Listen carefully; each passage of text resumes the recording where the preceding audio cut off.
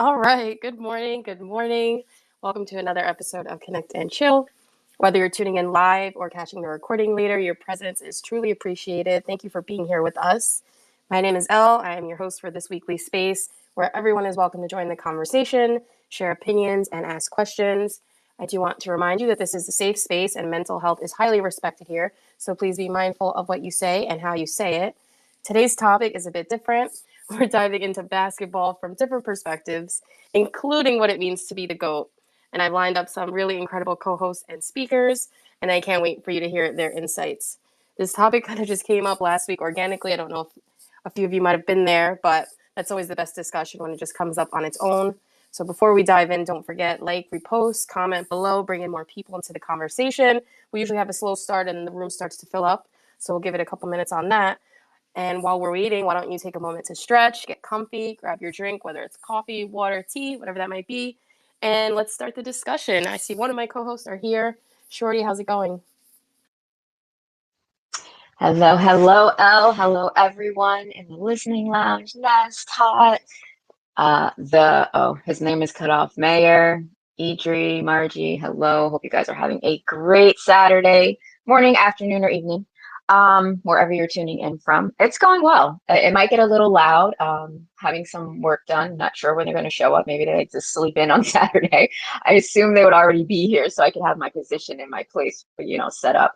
Um, but they're not here yet, so I might get interrupted later. But yeah, day's going good so far. Just excited to get into this discussion. Been preparing all week, waiting for my other rival co-host so that we can go back and forth about this topic. But yeah, doing good.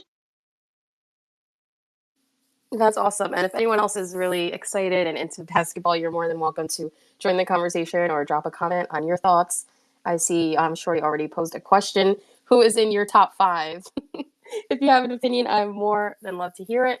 And Creative is really a huge basketball buff as well. The two of them are. So when he gets here, I'm sure it'll get really lively and the conversation will be pumping a little more. Yeah, you know what? I was back channeling him and I was like, hey, how do you want to do this? And at first I was like, let's do our top 10, right? But then when I was going through and I was writing down all the names and, their contributions and this and that and their stats, and I was like, whoa, this is going to be nuts if we do top 10. So I was like, nah, maybe we should cut it out to top five and then some honorable mentions. So I'm waiting for him to get here so I can let him know that's what we're doing. Um, but yeah, he was really excited to do this, and I'm excited to see or to listen and hear what everyone else top five or who they think is the greatest of all time as far as basketball. But I didn't know how we were going to categorize or determine who's top five, who qualifies to be the GOAT, whether it's going to be um just their points or their stats in the paint or off court too. So I think it's only fair that we just do the in the paint stuff because, off court has to do with the person themselves. And I don't know that we want to put this in there because it's about basketball. But basketball does, incorporate their whole person. But, so we'll see how it goes. Hello, Miss Peg. Love to see you here. What you got for us? Hi, Shorty. Hi, Elle. I say, because, and this is like you talk about, it is a real goat, okay, and an oldie, Kareem Abdul Jabbar, and also known as Lou Alcindor, and he's actually from my block here. He's from 226th Street in the Bronx, and I didn't live here at the time. I was my parents' first apartment was here, and then we ended up coming back. I met my husband, and we bought his parents' house here on the block. So my apartment, my first apartment was down as a baby, is down the block there, and there's a church across the street which they put up the wall in the 1960s. And so he would, according to my husband, first of all, he played in the schoolyard on the down at the end in the public school, and everybody would watch him play there.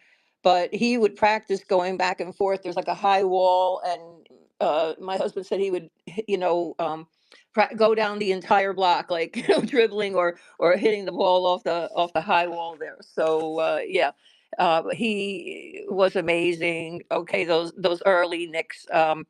all the early, like those guys that played for oh, I can't think. I'm getting the song "Sweet Georgia Brown." The ones who do all the tricks, they were freaking fantastic. Okay, back then, like the original crew, the Harlem Globetrotters. But I couldn't, they were really cool. But I love the Liberty, and I've gone to a bunch of Liberty games, and it was pretty. I worked for a basketball centric. It's a program that has girls and boys, female basketball coach. She was on Good Morning America. They gifted her a Tim Tebow gifted her a van for the kids and all this stuff. And she's in Mount Vernon, New York. So I work for her, teaching dance classes. I did until it was teaching, and we would take the girls to the Liberty, and as it happened, uh, the women's basketball, they lost their contract at Madison Square Garden. They didn't have enough interest.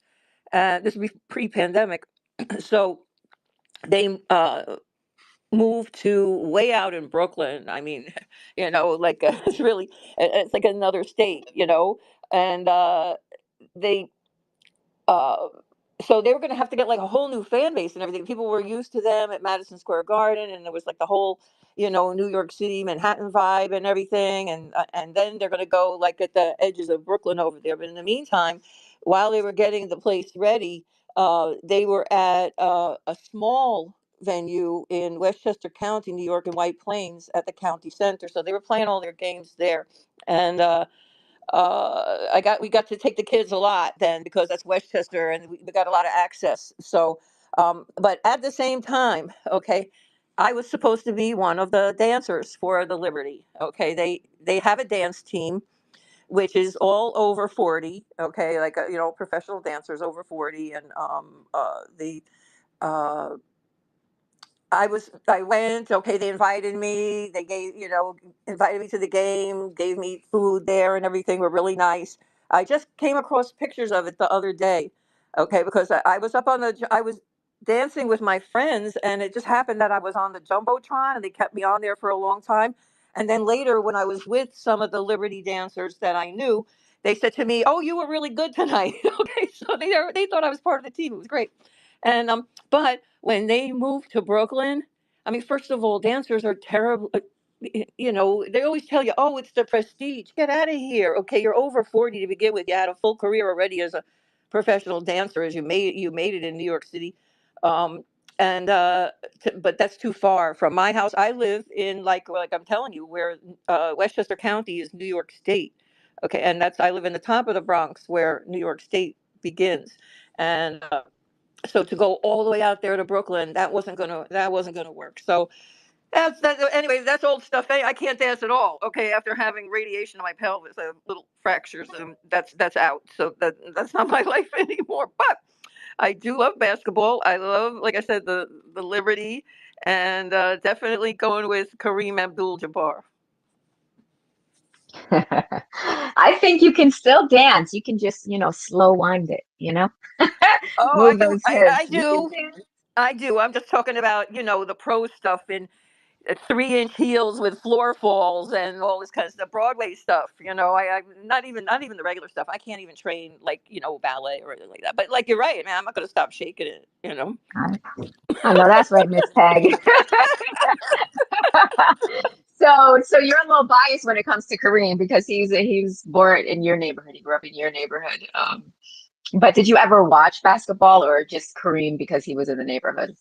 No, no, I watched basketball. My husband's a Knicks fan, and when we were young, my husband liked every sport, but my husband played basketball. That was his sport, and so my husband's a professional musician. He's a child prodigy on the guitar, and came up through like the whole rock but here in New York, like he was a session player for the Ed Sullivan Theater and all these kinds of things. So everybody always played basketball after, and the courts were open at night and everything. And so we would go to White Castle at like 4 or 5 o'clock in the morning, and the guys would play basketball. So That was our life. And yeah, so but no, my husband, was really into the Knicks, and still is. He's still, what you call it, a New York fan, of everything. Yankees, of course, here and he's a Giants fan, not a Jets fan.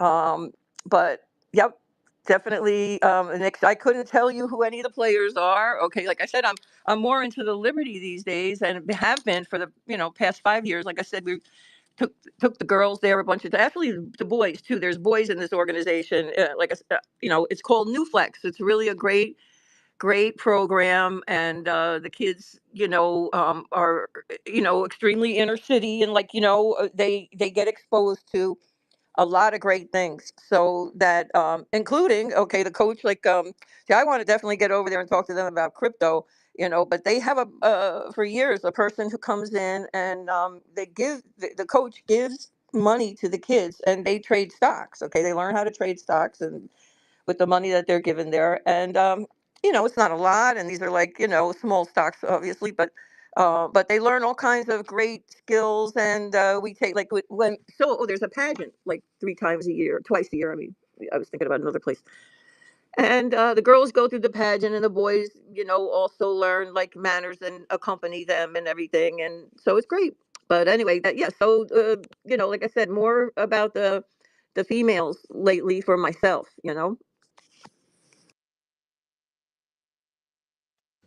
Love it, love it, love it.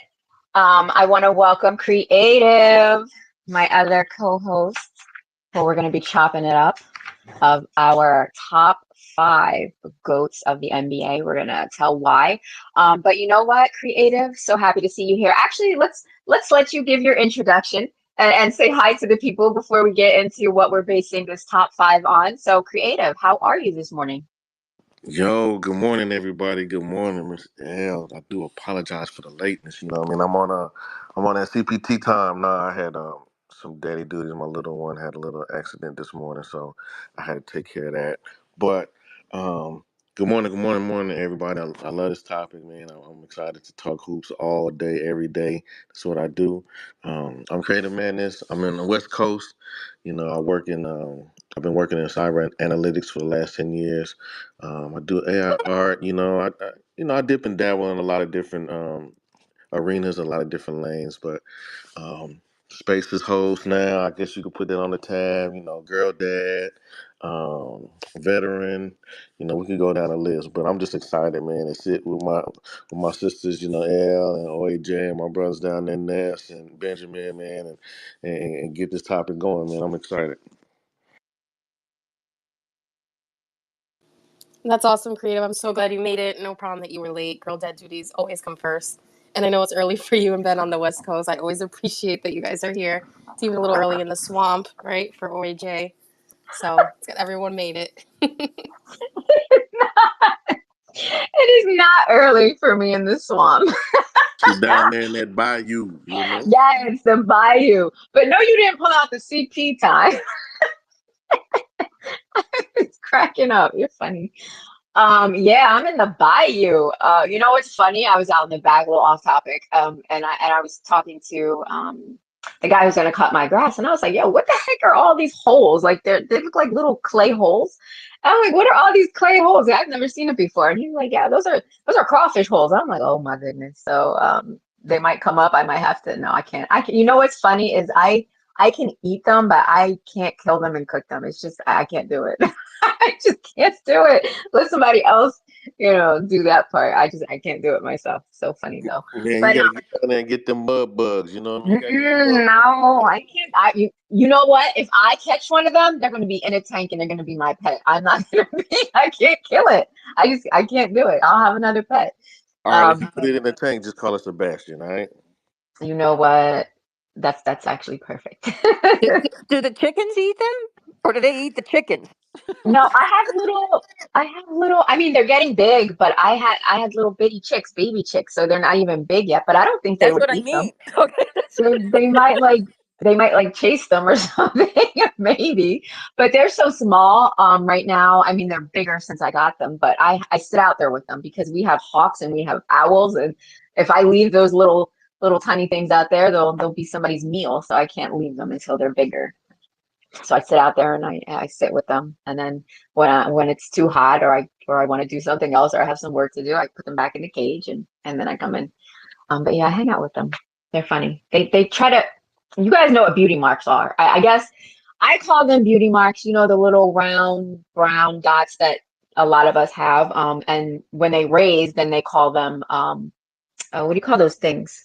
I never call them that on me, but what are they called when they raise up? Um, Moles. Oh, Yeah, yeah. So when they raise up, they call them moles. But these little chicks, they peck at them. So I'm like, wait a minute, guys, stop. I'm not food. Cut it out. I don't know whether they think they're bugs on me or something, but their beaks are getting sharp. So now it actually hurts. Before they were these little tiny itty bitty things and it didn't bother me. I'm like, guys, stop. I'm not food. But now they're getting bigger and their beaks are sharper and their claws are sharper. And so they're pecking at them still. And I'm like, guys, stop. Like, ow, get off me. But yeah, no, it's fun. Fun having the little chickadees. But let's get into it. Creative, my guy. We're gonna be talking about b-ball, right? I haven't been watching, I haven't watched in some years, but I do have a history of watching my team. Do we want to say what my team was for the longest time? Not right now. Maybe I'll reveal that a little later. But what we're gonna do is no laughing. What we're gonna do is we're gonna go over creative, if you don't mind the format. You'll do one, I'll do one. We're gonna go over our top five. I'm not doing it in any particular order. But I think we're gonna be basing it off not just, I think we're gonna just do in the paint, right? Because I don't think it's fair to do off the paint because we're really talking about basketball. We're not talking about the individual person. I feel like that's a whole different category. Like, basketball players as a person, that's a different, topic. We're talking about the GOAT in the sport. So what do you think about that, Creative? Now that sounds good. We could just talk about what they do on the court within the four lines. You know what I mean, and then go from there. All right, so I'm gonna give it to you. I'm gonna pass the ball to you to start off with one of your top five. All right. Basketball is my favorite sport. I love the way they dribble up and down. Oh, never mind. Bill Russell. I would do Bill Russell. Due to the fact that he got 11 championships. He was a player. He was the first player coach. He played for the Boston Celtics. During a time where it was rough, but he won 11 championships. He was undersized. Considered today undersized at his position if he was to play in today's game, but was had to battle Wilt Chamberlain and won a lot of those battles. He did a lot to move the sport and progress the sport. Between those lines. So, just off of championships, man, you have to put him up in the top five. He got 11. So, all right, OAJ, who you got next? Well, I'm gonna piggyback off of yours because Bill Russell was one of my top five. So not only did my boy win 11 championship rings, right? He is unmatched, winning 8 straight, right? Still, nobody has broken that record, winning 8 straight. Am I right? You right about it. You right about it. Oh no, that's right. So yeah, Bill Russell, he is one of the goats, and I don't think like a true basketball connoisseur. I don't think that there's any conversation where he's not in as the goat. He's not considered one of the goats. Even back then, when Bill Russell was playing, there were some things that they weren't even counting, right? Let's see. Yeah. Yeah. So I'm gonna ask you a question though. So I'm gonna test your knowledge a little bit, right? Oh boy. So where where is Bill Russell from? Where is Bill Russell from? Well, he's from here. Where do you mean? Like where was he born? He was No. born in Okay. So where? I'll ask you an easier question. What college did he go to? what college did he go to? Okay, so he was born in LA. I don't know what college he went to. What college did he go to? He went to USF. So he went to Oh, okay. San Francisco. He played high school in Oakland. So he's a West Coast dude. You know what I mean? Everybody, a lot of people think he's from maybe New York or things like that because he played in No, Boston. he's born in LA. He's West Coast all day. All right. Okay. So who's next on the list since you piggybacked off of me? I ain't gonna let you get away with I that. had to because he was one of my people. All I right, ain't so gonna you know let you what? get away with that. We're gonna we're gonna go back. Okay, so we're gonna go to Wilt Chamberlain, right? Okay. Hit me with it. Hit me with Will He Chamberlain. Who is he? was 76ers, right? He was definitely one of the GOATs. When you're talking about the GOATs, you have to put Wilt in the conversation. You can't not have Wilt in the conversation because this man broke so many freaking records in his career. They just started calling him the record book, right? This man, y'all all know, I don't even know if y'all know what a triple double is or a quadruple double is, but when they were, back then they weren't counting certain things, right? He he probably would have had what would you call it for like five, like a quintuple double. Like, that's like a a tongue twister for me. He would have had a quintuple double, but the league didn't record blocks and steals at that time, so he probably would have been the only one in that category to have 10 points in each one of those categories. But they weren't counting certain things back then. But yeah, Wilt Chamberlain was a beast. And who did he have to play up against actually? On his team, he had I don't think any all-stars, right? Depends on who he played for because he played for the Lakers, so he played with Jerry West, played with Elgin Baylor. He played with those guys, so he did have some. When he got to LA, he had some players.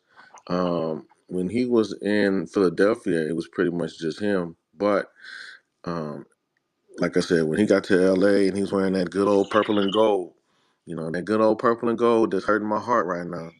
Um, he was doing some things, and he did have a lot of good players, but he still struggled to beat Boston.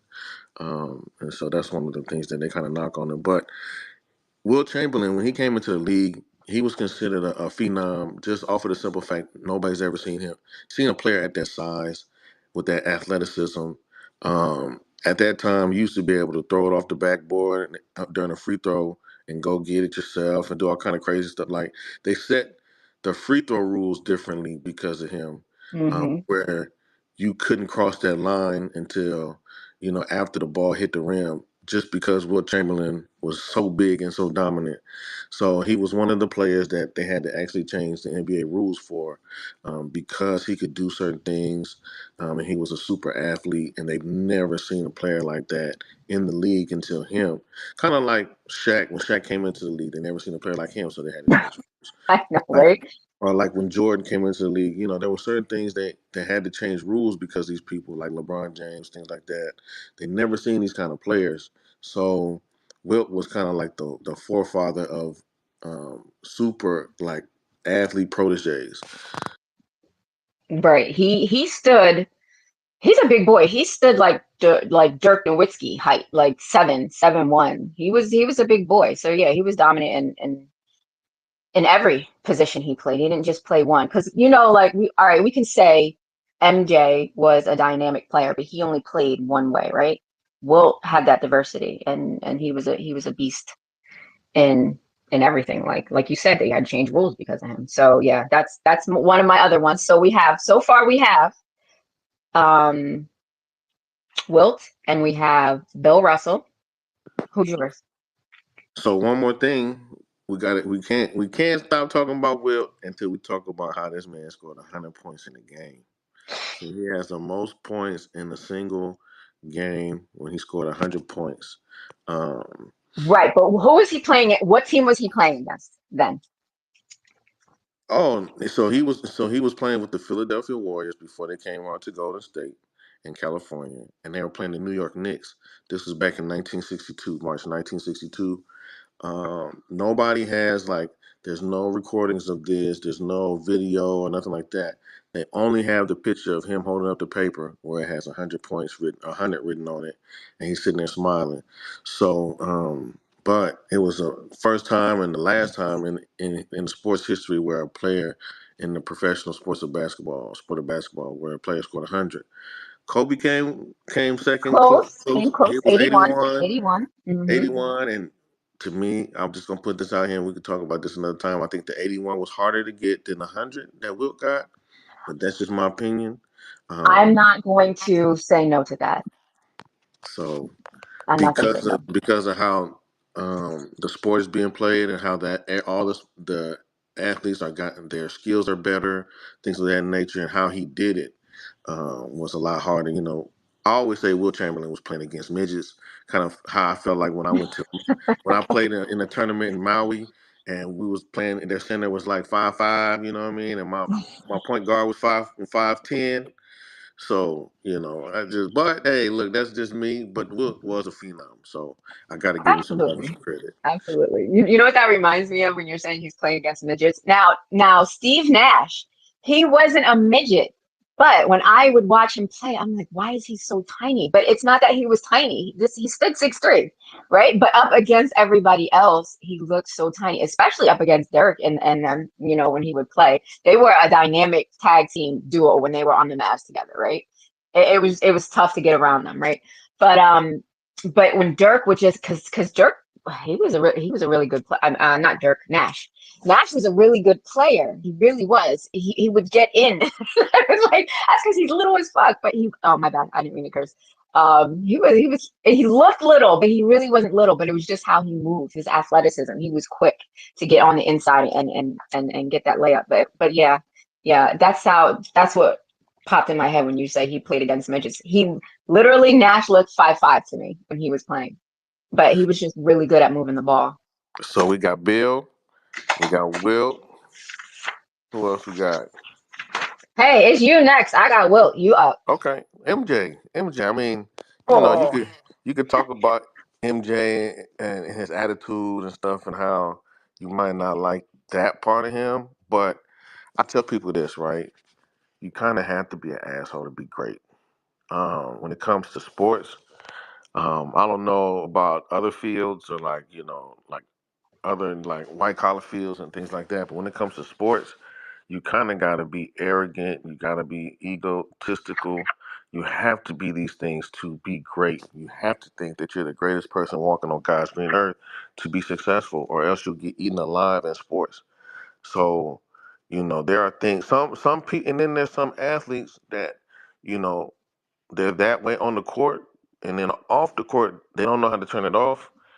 That competitiveness. MJ was one of those people. He was always on go time when it comes to competing and being the greatest. So you have to put him in there one because think about this. This man, one he had two three peats. He went away from the game, played baseball, got his butt kicked, came back to basketball, everybody's butt for getting his butt kicked in baseball. I mean, he wanted. Listen, at that time, think about it, he inspired a movement with his sneakers, um, with his shoes and stuff. You weren't able to wear certain color shoes at that time. He was able to wear 'em, black shoes and stuff like that. Then the shorts, the baggy shorts. Nobody's wearing baggy shorts until Michael Jordan. Um, Michael Jordan inspired, people to be bald headed and be happy about it. Before then, people was mad that they were losing their hair. So, he inspired, made you think a human being can fly. I want to be like Mike, all this stuff. There's still things that Michael Jordan, just his brand on the court, is such a big influence. Where even the jerseys now, and they thought that he should be the next logo and things of that nature. I mean, just how the other players, if you ever listen to interviews of how they talk about Michael Jordan, they call him Black Jesus. They call him the Black Cat. They actually have fear of this guy. Like, oh man, I gotta play this dude. So here's a quick story, and then I'm gonna give it to Miss Peg. But when Michael Jordan used to play certain players, the story is that he would sit and on the court, and as he's playing you, and as you're guarding him, he would sing Anita Baker to you, and he would sing the song "Giving You the Best That I Got." Like, how messed up in the head would that mess you up while you're guarding one of these superstar athletes and he's singing Anita Baker to you? He's not singing like, he's not rapping to you. He's not hitting you with Tupac or like Biggie Smalls. He's serenading your ass and kicking your ass at the same time. Like, yo, that will blow.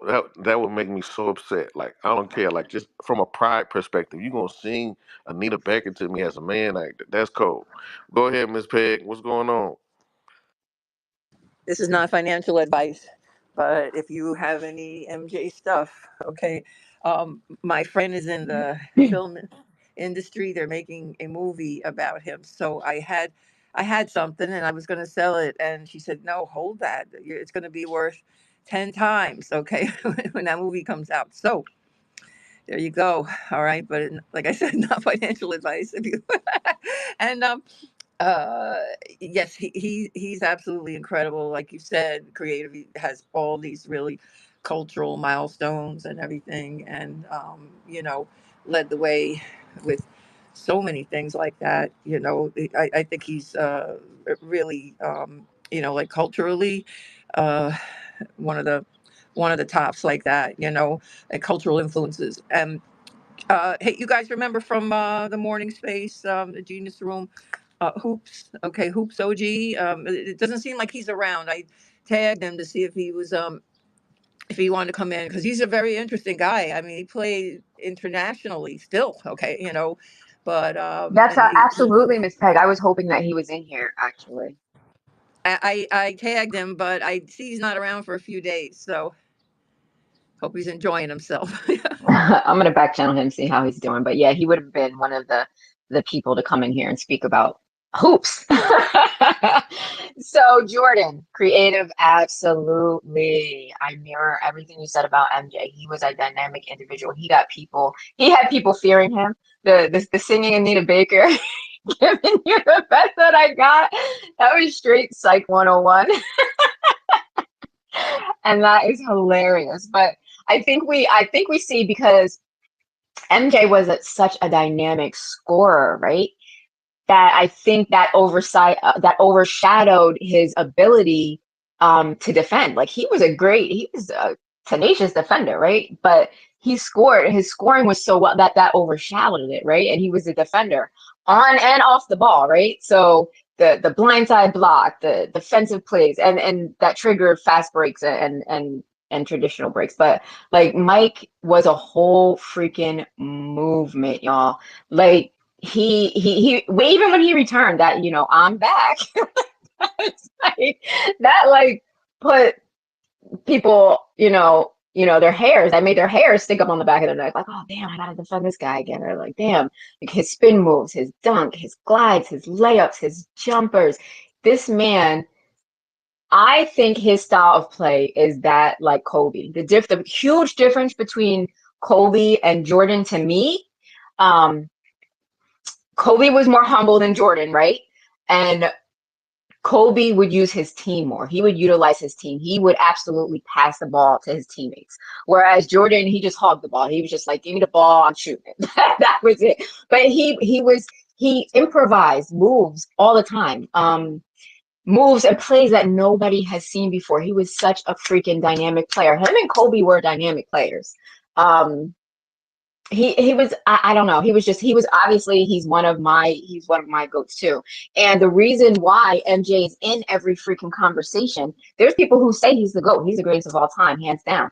But the reason why MJ is in the conversation is because MJ dominated the freaking league in the first place. There is no conversation that MJ cannot be in. He freaking, let's take Malone for example, right? Malone was a power forward, right? If MJ never existed in the game, Malone would have had 3 league MVPs instead of 2. He would have had 5 scoring titles instead of 0. He would have had 2 shit championships instead of 0. And Malone would have rivaled, just as an example, he would have rivaled Tim Duncan as the greatest power forward if MJ was not in the league at all. That's the effect. All of this together, what Peg said, what freaking Creative said, this is why, MJ is in every freaking conversation. This is arguably why MJ could be referred to as the GOAT, and people really won't have too many rumblings about it, because he was such a dynamic player. Like he changed everything. He started shit. He made trends. He made, like Creative said, he made people proud to be bald headed. We had like, who else was bald headed in the league that was just like him, Kobe. Even if we go to Grant, remember Grant? He was such a nice dude though. I remember Grant Hill, he did have hair when he started and he had none by the end of his career, but I remember Grant Hill too. He was a little baldy. Ray Allen was bald. He said that he was the 3-point he was the 3-point record holder um until freaking oh my gosh, my guy. What's his name? Um What is his name? I can't believe I don't. Curry. Love Curry. He was holding the title for 3 points until Curry came along. And he broke his actually he was actually in the he was in Ray Allen was in, because I watched that game when Curry broke his record. He was actually in the audience when so that's just like, and he was supportive, Ray Allen's like, yeah, he was supporting him. Steve Miller was there. Not Steve, oh my gosh, Reggie Miller was there too. Yeah, I watched the game. But yeah, so you picked MJ, right? So, So before we go off for MJ, I okay. got hit you with a question. So Oh, here we are with the questions. what jersey numbers did Michael Jordan wear in the NBA? What jersey Oh, okay. Well, numbers? So it's hold not on. just one. Oh, What jersey MJ. numbers? Okay. You better, hey, don't you No, Google. no, no, because he was 23, but when he came back, he was 45 or Okay, okay. Well, something. he wore three I different think. numbers in the NBA. Okay, hold on. So 23, 45, and then I want to say 3. That's what's popping in my head. So 23, 45, and he wore 12. He wore 12. All 12. He right. wore 12 one Why did I game, I say think, 3? because somebody stole his jersey out of his locker. Somebody broke into the locker and stole his jersey, so he had to wear the reserve jerseys that they had. Because nowadays they have reserve jerseys where it's all the players' numbers, but back then they just had random numbers. Random numbers, yeah. Yeah, so he had to wear the little backup jersey, and he wore 12. Okay, so I missed the 12. For some reason, I don't know who, somebody was wearing 3. I don't know who that was, but whatever. 23, 45, 12. Okay, I won't forget that now. Since you put me on a spiggity ot. Thanks for that one. um, so now we're gonna easily segue into his partner, his rival. We're gonna segue into Kobe, right? How can we not have Kobe in this conversation? Now, there are so many other people who can be in the conversation when we're talking about GOATs, in basketball. But for my top 5, it had to be Kobe. It had to be Kobe. Um, while being the first team all defense, which is something that only one other player in the league holds. And who is that? Who is that creative? Who is it? What was your question? I'm sorry. While being the first team all defense. Uh huh. Who's the only one who only holds that too? The first team all defense. There's multiple players that have first team all defense. Because first team all defense is like, so first team all defense, how it works. Every year they pick first team, second team, third team, all defensive players, right? So so first team all defense, yeah, they pick a couple different people. Now defensive player of the year, they only pick one player per season. So when it comes to first team player all defense or all defense team, yeah, there's multiple players throughout the league history that's been on that. So what are you shooting for? I guess is the Hold question. up, hold up, hold up, hold up, hold up, hold up, hold up. Come on, OAJ. Come on, Hold OAJ. up. Because he Hey has man, 5. say man. Hey man, say man. So he has 5 NBA championships, right? Right. And his final game, which was against Utah Jazz. the Jazz. But in game 7, 2010 NBA Finals, you watched that game, right? Yeah, he played against the Celtics. Okay. And he was playing with an injury, right? Yep, And what was that injury? it was his finger, his on his So shooting hand. on his shooting hand. And did they pull out the dub for that? Yeah, he played like crap, but he got rebounds and stuff. Ron Artest I hit was the gonna say three, that. and that's when Ron Artest said, "Kobe, pass me the ball. Kobe, pass me the ball." But Cole, why you say it like that? Like Artest was crying or something. Hey, look at the clip. Look at the clip in his media thing. He said, "Kobe, pass me the ball." Hey, that's how But he said he, it. no, he wasn't crying though. He was Hey, not no, no, no, crying. no, no. He was joyful. Like, yo, I'm shot. Kobe, Right. pass me the damn ball. Like, But so that's how Kobe was though. Kobe was like an elite ball handler. He was like the decision maker, right? He was like he was the person that you went to when the clock was winding down and you needed to get some points on that board. That's who Kobe was. So he was the decision maker. He was a dynamic decision maker, right?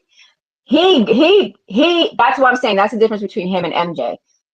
Kobe used his team, right? So he did pass the freaking ball to Artest, but you got it like like Artest was like crying, like pass me the ball. listen, I'm gonna put that clip in the damn jumbotron. Don't you play with I me? I'm gonna put that didn't clip think in it there so was people like don't know. that. I No, watched that I'm not game. I don't exaggerating. think Nah, I think you are. no, no. And I'm I gonna put it watched up that there. It's game a coming. couple Just give times. me, I don't think it was hey, like that. hey, just give me a couple seconds. I'm gonna go ahead and put it up there for you I'm so gonna you need can. you to put that Can clip I bring up and can I put bring up that Jokic while clip. you put that up? Of course. Oh, Jokic. Okay, bring up Jokic. So I grew up on Giannis. Jokic. Jokic. My first year that I started watching basketball was Jokic's year he got drafted, and I grew up near Denver. So I'm a Jokic stan. Who wants to ask me about Jokic? Why don't you just let us know about Jokic? Jokic is a decision maker like you see in Kobe. So okay, so But he's dynamic, but he's slow and dopey, you know? if we talk about Jokic, we could talk about him, but let's get through this five real quick, and then Dope, we dope, could talk dope, about Jokic. I got some things about that.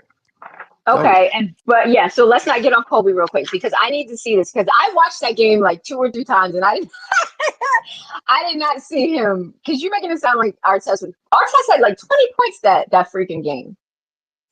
While Kobe was being the rebound champ because he had the freaking broken pointer finger, which is his shooting hand.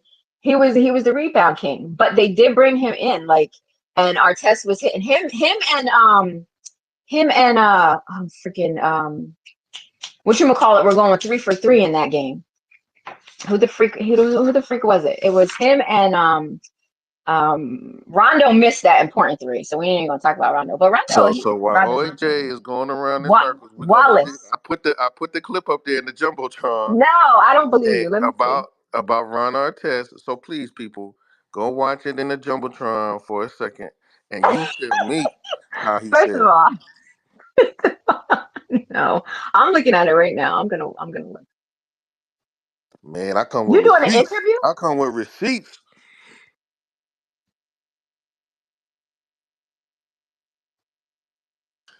So, but nah, Kobe. To me, Kobe, the downside that people have on Kobe is that he was Mike 2.0.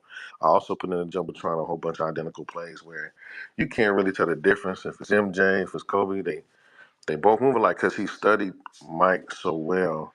But just like Mike studied Dr. J so well and brought a lot of that into his game and just took it to a whole nother level.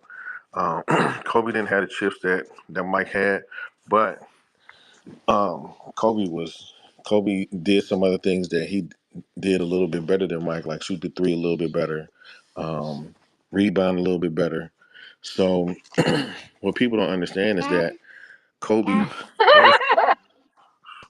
What people don't understand is that Kobe didn't have all the physical attributes that Mike had, as far as big hands, as far as the vertical and things like that. But the best description of Kobe that I've ever heard was by Gilbert Arenas when he said Kobe took a Mercedes Benz and turned it into a Bugatti and gave you everything that he had. So since he had smaller hands, he worked on his grip. Since he didn't have the 48 vertical, the 48-inch vertical, he worked on how to maximize his vertical, things of that nature. So at the end of the day, when Kobe left the game, you knew he gave you every ounce of God-given talent and work ethic that he had in his body. So that's why he's my favorite player. So I have been told recently to look at Anthony Edwards in the same frame as this Kobe and MJ athleticism talk. It's a stretch because he's young, but purely talent, athleticism. You know what I mean? Not what have you done? You know, I Yeah, just no. got back because I was So looking at that clip, so I couldn't hear everything. so like I just say But watching him move, he kind of moves like those two guys you're talking about. so I say this about Anthony Edwards. Anthony Edwards has the potential to be like them. Yeah, Now, because he's a dog. He go after it. yeah, He plays defense. He wants to play defense on the best play on the best perimeter player. He also wants to take your heart out. So yeah. man, so no, he's good. He got a long way to go as far as accolades and championships and things. But he Yeah, has I've seen a mix of the both of those skill sets. Sorry, I didn't mean to interrupt you. I apologize. no. You good, man. You good. I just when I watch Anthony Edwards right after I've watched highlight videos on YouTube of Kobe and MJ, I start getting excited. And guys, I've got a touch of the tism. I'm a visionary. That's what I'm saying. Yeah, okay. hey, I can't knock Anthony Edwards and how he approaches the game, man, because he definitely has the similar mindset, right? I hate Exactly. I hate that people throw around this Mamba mentality stuff because Mamba mentality is on it's like a psychotic level, but he does attack the game as far as his aggressiveness and things the same way. When you get into the Mamba mentalities and stuff like that, Yeah, Kobe, it's not quite there for him like it was with Kobe, but he mixes some of Kobe's Mamba with yeah, some of MJ's pure physical talent, right? no, I agree. You know, I tell people when it comes to Kobe Bryant and the Mamba mentality, that what you saw on the court. Yeah, that was Mamba mentality, and some that was the end result of Mamba mentality Yeah, that was some because there. all the work and all the stuff that he put into it. He used to have this. Karan Butler talks about it. One of his old teammates, one of Kobe's teammates. He talks about blackout practices and blackout workouts, where they would literally work out. Like when Karan Butler came from Miami to LA, when they traded Shaq, and that's when they got Karan Butler, Lamar Odom, and those guys. Kobe's first statement to Karan Butler is like, "Yo, you ready to black out?" And he was like, "What?" It's like, "Yo, meet me at 4 o'clock in the morning. We're gonna have a blackout session." And then so when he got there, they would literally work out until their eyes start to black out. And that's how much work that he put into it. There's a interview after a game. They're interviewing Kobe. It's Jim Gray, and he's like he lost a championship or whatever. So they're like, "Yo, so what you gonna do different this off season to go into next season?" And he was like, "Man, look, I'm gonna work out to exhaustion." Like a lot of players don't do that, man. A lot of players don't put their time in when you're working out to exhaustion. Kobe talks about his workout regimen, where he says, "Okay, look, most guys they get up, they practice, or they work out. They have their workout maybe like 10, 8 or 10 in the morning, then go home, hang out with their family, then they go back maybe at 3, 4, work out again, and then that's it." He said, "Me, I work out at 4, get done about 6, go home, take a nap, eat breakfast, wake up, eat breakfast, spend time with my kids. Then at like 1, I go again, work out, whatever, do my thing. 3, come back, chill, go back, work out again." And then like by the time he breaks down his workout regimen, he done worked out 4 times while everybody He else worked out made twice. he made a 24-hour day into like 6-hour chunks. Yeah, so he really put in that work, man, and a lot of people That's don't dope. take that serious. Yeah. But that's what you do when you want to be the best, when you are that's when you're the greatest at something, how you get there is putting in that work like that. It's just like when you're working out, you work out to exhaustion. Sometimes like it's pushing your body to its limits, right? To what you perceive the limits are, right? Because if you work out so aggressively, you get to a certain point where you might throw up because you have pushed your body to that point, and it's not a bad thing. Um, but you're putting in that work to get to a destination. That's why he was such a dynamic failure. That's why his mind was so open. He could make those last minute decisions because of how aggressive he was in working out and exercising and practicing. That was just Mamba, and he did it best. Well, and us as regular little degenerates, or at least me personally, like Regular little I degenerate. only work out till I black out if I don't know when to stop myself. I took too much pre-workout, right? I work out till I'm sick because I forget to stop. But if you do that on purpose, that's a whole different way of working out, you know? It's a whole different beast. It's a whole different animal. It's Absolutely. Mamba. It's Mamba. It becomes Mamba. Mamba. Yes, yes, yes. So He is here's my what I favorite see player. Jokic having Mamba, guys. Say that again. Jokic has Mamba. Negative. I would have to disagree. I would, Okay, so the media paints a picture that he's not interested in basketball. Go watch his pressers. oh no, I watched his pressers, but watching his pressers, I can't Watch give watch Jokic. the pressers. Watch the pressers of his teammates. He I doesn't skip out on the rookie mandatories. He no, goes to that's every rookie cool. mandatory. Right, and that's cool. That's cool. I'm not. I definitely look. Jokic is a good player, right? Jokic is a good player. Me personally, I think he's overhyped on certain things because the NBA is looking for that great white hype. But Yeah, um, yeah, and they're trying to push it towards a more European.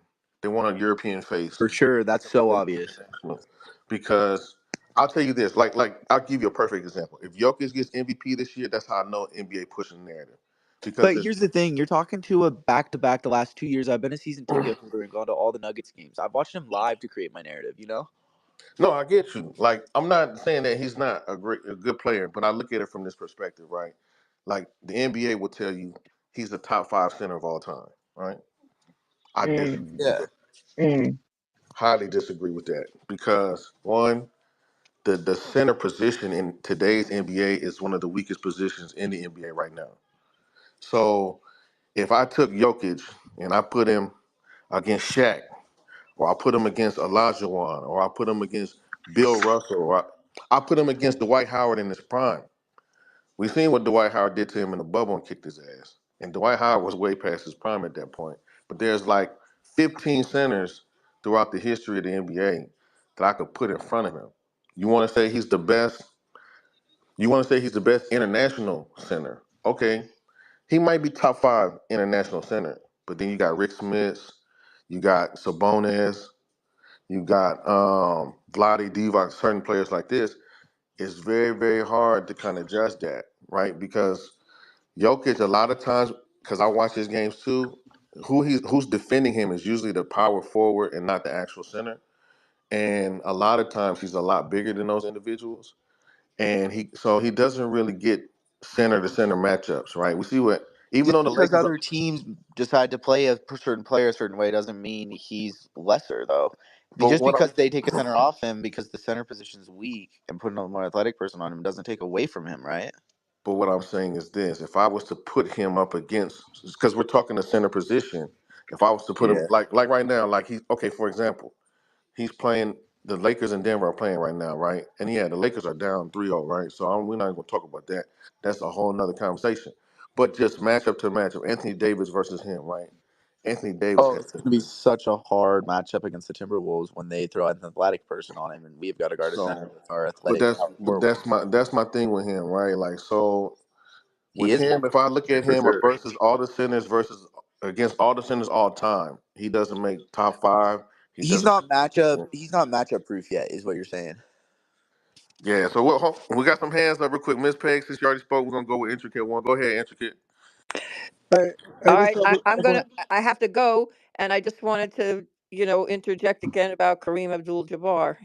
He's from my block, and he's still like number one or number two in a lot of the all timers. So I'm still going with him, no matter what your five, no matter what your five is.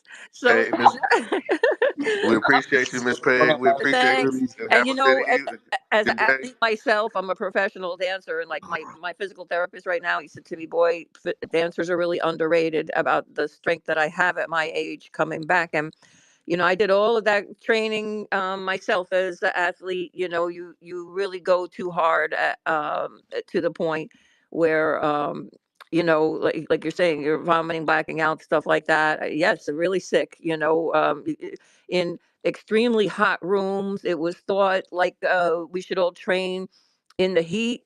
When I was young, there were no air conditioning anywhere, even in the colleges that taught dance and athletics, okay, stuff. Everything was really warm in these places, and so, yeah, your body was pushed to the limits there. And if you could do it in a basically, that's what they train you for. If you could do it like a Navy SEAL, right? If you could do it in that harsh environment. You can go anywhere. So that's why they do it, and you do have to push yourself to those limits, but not to the point where, like, you're letting your muscles and ligaments and everything get injured from all of, too much. Like, so you get to know that as a professional, and do what you have to. But yeah, you definitely train that way. So everybody have a fantastic day. Love you. Love you Thank too, you, Miss thank Peg. you, appreciate it. Thank you for coming and contributing to the conversation so far. And we do have the GOAT Kareem Abdul-Jabbar in our top five, so don't you worry. But there are other dynamic players that rival that spot too and are in the conversation. So yes, thank you, thank you, All thank you. right, man. Well, Cuzzo, go ahead, intricate one. Let's get it. Intricate. Hey, what's up? What's up? What's up? Hey, Al, just came in here to support. Crib, what up? Oh, AJ, what's up? How you guys doing today? Sitting there chilling, watching my daughter play soccer. I want to jump in finally. My account was suspended, so I'm free from prison now. I heard you guys. I just jumped on last minute, so I only heard a little bit, but I heard a little bit about Joker. And it's unfortunately, the NBA, the direction that they're going, they're trying to push this international agenda. I mean, I guess it's a good thing, because they want to turn it global. But it's obvious when the NBA do obvious things as a product, I feel like it's a hidden agenda, and I feel like it's kind of misleading a little bit. But if Joker gets the MVP again, you know, his game is very interesting. Like, he's very skillful. Um, But far as being like a top 10 center of all time and all that other stuff that he's doing, like, don't get it twisted. Like, his stats and stuff that he's doing is amazing, spectacular, but it also has to do with the style of play that's going on with the NBA. Um, if you really pay attention to kind of detail of NBA, right now everything is stretched out. When I say stretched out, meaning is the floor is stretched out. So since the floor is stretched out, you have Joker have more space to be able to do whatever he needs to do because there's no center in the game that can bring the offense in the paint. Back in the day, when you guys had mentioned Kareem, Shaq, a lot of the way the style of play was more inside and then out because the center was the focal point of the offense.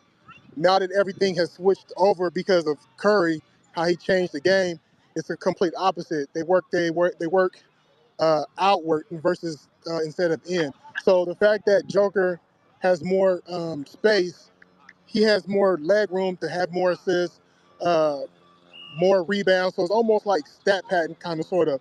So I'm not going to disregard, his stats and stuff because at the end of the day, it still takes skill to do that. But I believe if the NBA was the way it used to be with, center, heavy center NBA, I don't think anybody would pay attention to Joker. And Creative had said something also interesting too. If you go back into the bubble, whenever Joker played against people his height, he disappeared and he's frustrated. And the crazy thing is, if you really watch him play, he's out of shape. But because he's the focal point of the offense, he's able to take breaks. Um, but it's crazy because there's one player that nobody really talks about since the NBA is, overshadowed with the whole entire international aspect of the NBA. Alexander for OKC, his stats are through the roof. Uh, they've been in last place for years. They drafted him the normal traditional way. They built around him, and they became the number one seed. And they're one of the top teams in the NBA. And it's kind of crazy because it's like, what else do some of these players got to do to get these MVP trophies? And same thing with Tatum. Tatum, who plays for Boston, he's been in the finals deep for multiple years. Great stats and everything else like that, and he still get overshadowed, and they still push either Joker or the Greek Freak. But I just wanted to put in my little 2 cents in and just support you guys in you guys' space. Nah, we appreciate it, man. We appreciate it. You brought up some good points. SGA, like I said, if SGA don't win the damn MVP this year, that's crazy. That's gonna be like when Shaq got robbed and Steve Nash won the MVP that year because Shaq was killing. But what happens is with Shaq, the reason they said that he didn't get it because they were just so used to him being so dominant. that it looked like okay, this is what he does all the time. So what are we supposed to do? Give him the MVP all the time? Yeah, So if he earned it, right? well, It's that's what you would crazy. think. That's what you would It's think. crazy to me. But but if you think about it, if I put another MVP in Jokic's hands, then that's another piece of the argument that he's one Yeah, of the greatest of all time. But yeah. SGA, if you look SGA, OKC hasn't been good since Kevin Durant and those boys, Russell Westbrook and James Harden. So now you got SGA, who's a young player, who's leading the league in 30-point games. His team is number one in the West, which the West is the hardest division this year, the hardest conference this year. And on top of that, they're a young team, an inexperienced team that shouldn't be number one. So the fact that he guided them and led them to be number one, all those factors is the reason why he should win MVP. And if he don't, man, I promise you, I'm gonna be like, look, NBA, man, y'all gotta do better, man. Y'all gotta at least hide it a little bit better that you're just trying to push certain narratives, man. Because I don't even understand why Luka's in the final in this conversation. What has Luka done this year that made you look at him and be like, oh damn, he MVP caliber? But they did put in that you have to play 65 games or more in the season, and I really think that's also another way for them to control who wins and who doesn't, because there's NBA players like Joel Embiid who've been killing, and he killing right now with Bell's palsy. He playing with Bell's palsy right now, killing people, getting 50 points in the game with Bell's palsy, where if people don't know what Bell's palsy is, it's where some of your face or whatever is paralyzed. So if you watch him play the last 3 or 4 games, the left side of his face, he can't even blink his left eye, and been killing people. So that's all I wanted to say. Go ahead, Ben. Yeah, I just wanted to push back a little and say, like, I think Shea deserves it just as much as Jokic this year. I think Tatum deserves it just as much as Jokic this year. But you got to look at what have they done for their team, and then look at, in my opinion, past the brass tax statistics and go and include advanced statistics on top of that. And that's why Luka doesn't really deserve it, because his team hasn't found all the success, but he's got all the advanced statistics. That's why it doesn't seem like Jokic doesn't deserve it, because his team's not the number one in the West this year, because they focused on health for the last month and a half of the season instead of playing every game, right? Like, we should look at the MVP race based on what did the team need, because we're asking who was the most valuable player for their individual team. So I'll say this, and I'll push back a little bit on that too. But I respect your viewpoint, man, I completely understand your stance now because you like the advanced stats and stuff.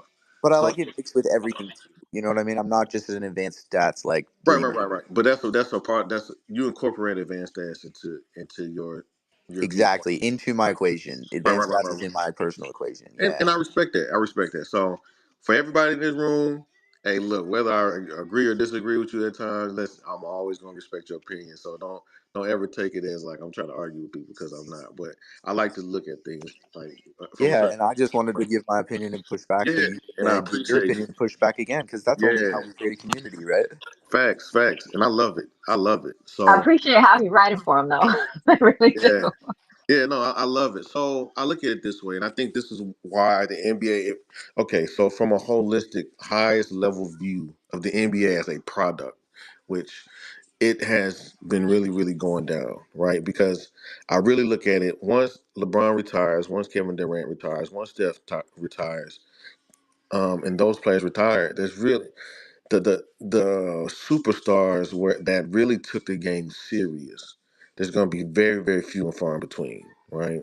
I remember watching the games in the 80s and 90s, and everybody had two, three dogs on their team, and everybody was getting after it, and everybody was beating each other up and man knocking each other on the ground and stuff, man. Like no blood, no foul, all kind of basketball, right? And I get it. You got to get away from that because we see what's happening in the NFL with CTE and stuff like that, and those certain things. And I know NBA players that where their fingers are all jacked up and stuff like that and stuff. So there's a lot of sacrifice that goes into it. So I understand why you had to remove some of the physicality of the game, but a lot of these, and then you got the one and done players who are coming in underdeveloped.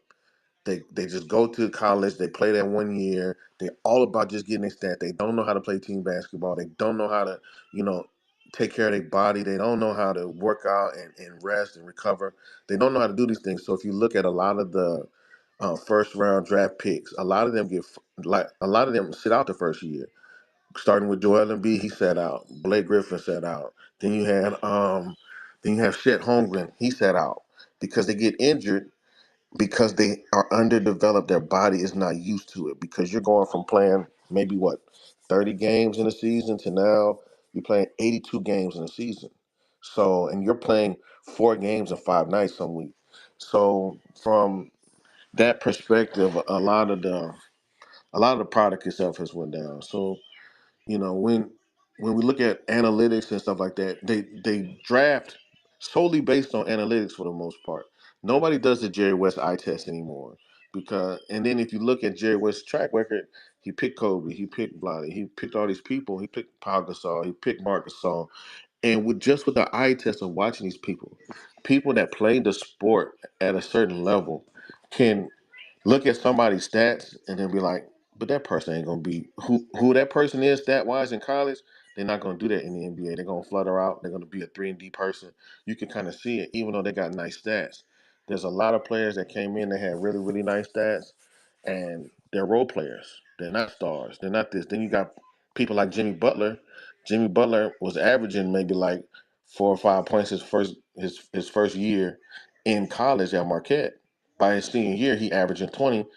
Jimmy Butler coming to the league, he fully developed because he played 4 years in college.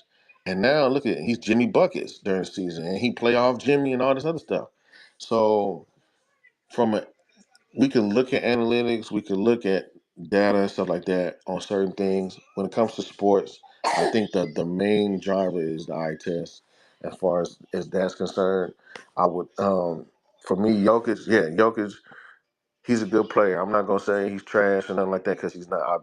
That'd be the biggest lie I could tell to this audience, right? He handles his business. I like Jokic as a player. I think a lot of the knocks that I have on him is mainly because the NBA is trying to push him. You're trying to push him one because Jokic as a brand is not really marketable. How he plays, it's not finesse, it's not fancy, it's not cute to the eyes, right? It's not sweet. He gets in there, he does a little thing, he got a little touch, whatever. He can't jump over a paperclip. You know what I mean? He can't run. He can't he can't run, at all. He can't do these things. He's not super athletic, but he's super skilled. So in order for me to make Jokic marketable too, and to push this international ideology for the game to spread more international than what it is, I have to say, okay, look, how can we do this? He gets a couple MVPs, right? And yeah, he might be in the top 3 or 5 MVP front runners, right? But there was a year I think Joel Embiid should have got it over him, and Joel should have multiple MVPs. But that's just my opinion because how they played that year, Joel Embiid kicked his ass. So, but they gave it to Jokic. Okay, cool.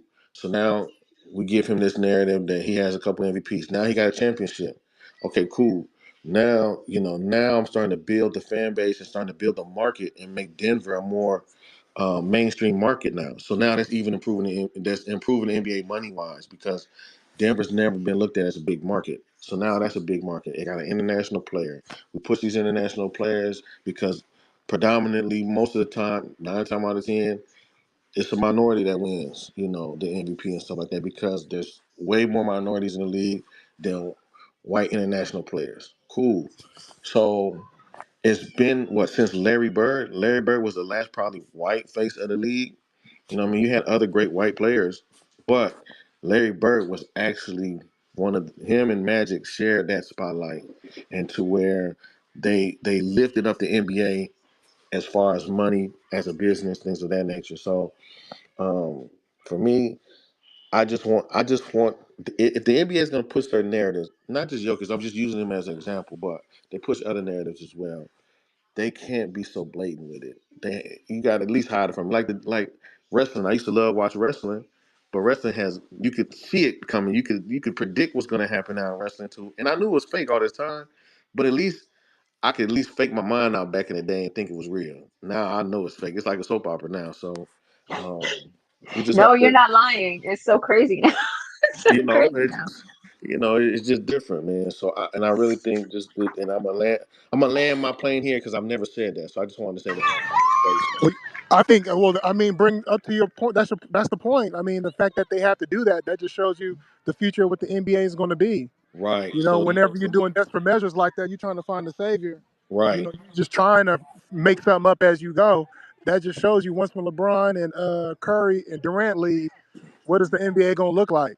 Right. So that's my point. Is like I believe in 5 years I probably won't watch the NBA no more. Oh yeah, I Just already because know. it's Yeah. gotten away from the game that I love and how the game was actually played and things like that. There's just a lot of things that I just don't like about the direction of the NBA.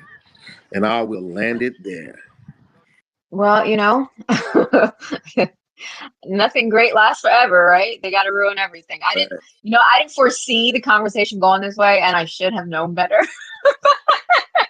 I didn't foresee it going this way, but I definitely should have known better. I thought we were going to go through top five and then honorable mentions, but yes, we do absolutely have to get into that narrative when we're talking about basketball. How did I think we were going to sidestep that? No, I don't know why I thought we were going No, to no. sidestep Hey, that, we but got one more. We got one more. Hey, so no, here we we go. did five. What are you talking? Do we did five? Okay, so we had Now we're doing honorable mentions. Bill, we had Kareem, we Mm-hmm. had MJ, Yep. Kobe, and we had Wilt. Yep. So that's five. Okay. We had Okay. Bill, So MJ, Will, Kareem, honorable mentions. Kobe. Honorable mentions. Let's go. All right. So Isaiah Thomas.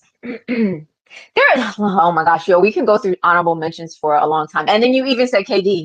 He's definitely an honorable mention.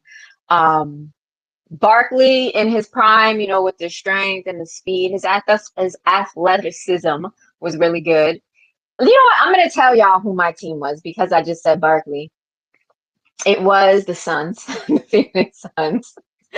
When Barkley and Kevin Johnson, all that, we had a few good players run through there. I used to love Raja, and then we had Marion and freaking whatchamacallit even came over there. Nash came over there for a minute. He was, battling his old teammate Dirk.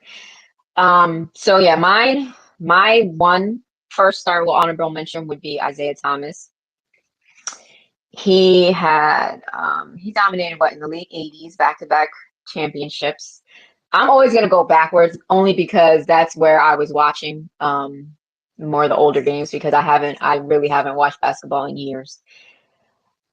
He would have had three straight. What did Isaiah do? He set the record for scoring 25 points in a single quarter.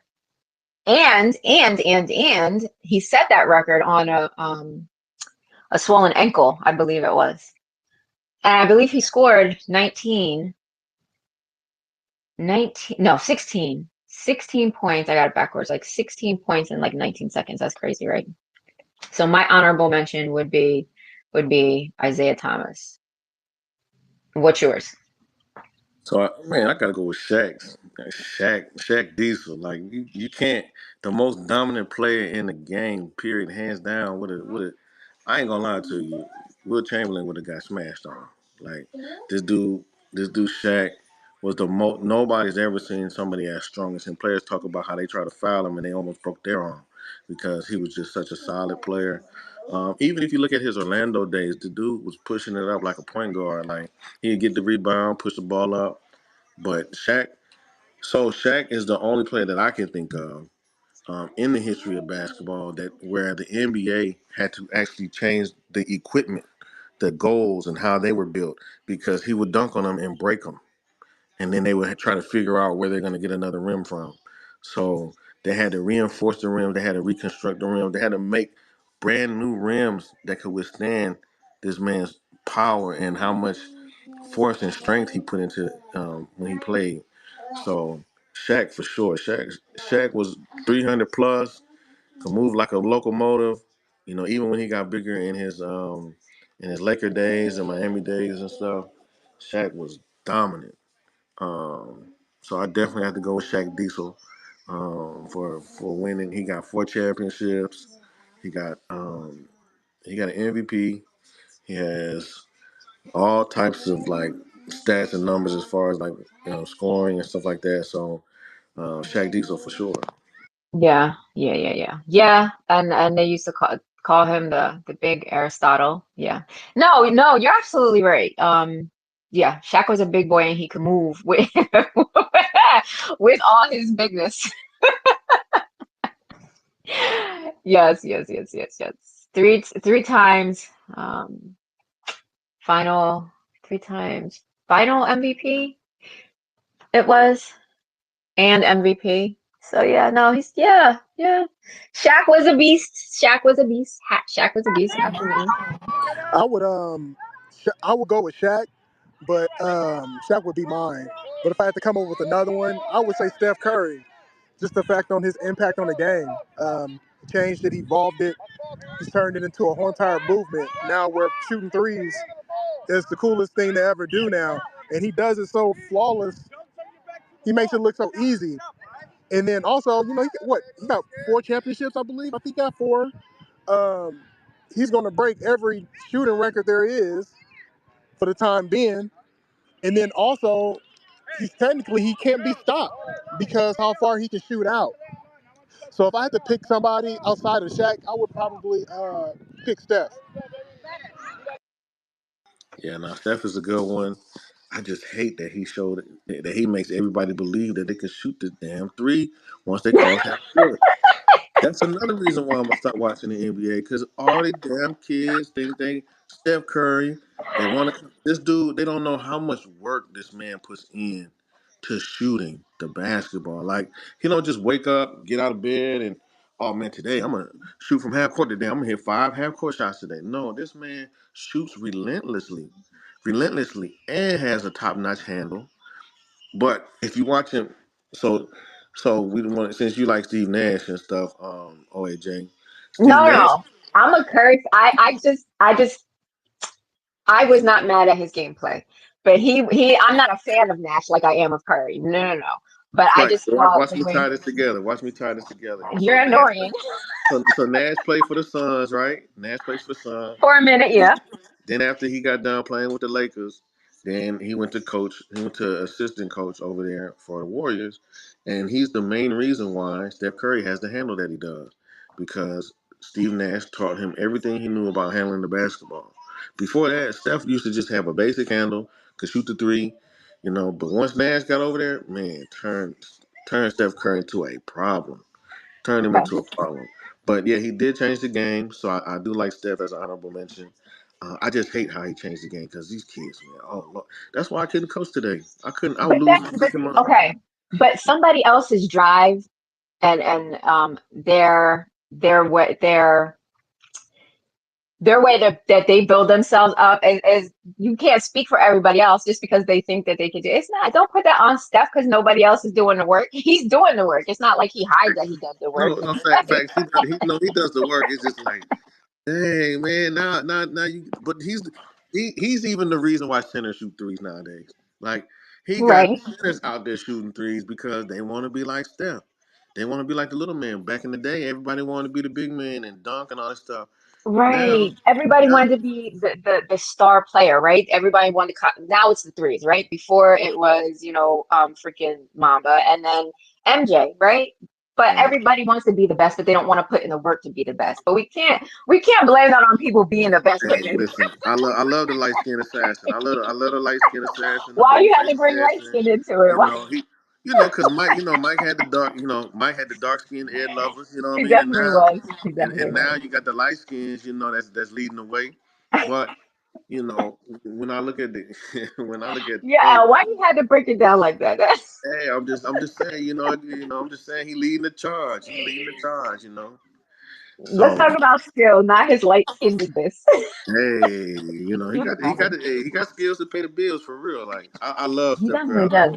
I like watching this game because even though he doesn't play the best defense, his offense is his defense. So you got to chase him Yeah. around. And Right. I think they say he runs about each game. I think as much as he runs, I think that it's like 2 or 3 miles a game he actually runs in actual court on the court on time. So it's equivalent to like 2 or 3 miles of actual Yeah. run. This dude is nuts. You know what? Let me tell. So like MJ, whatever his jersey got stolen or whatever, so he had to wear 12 for one game, whatever. In the game, in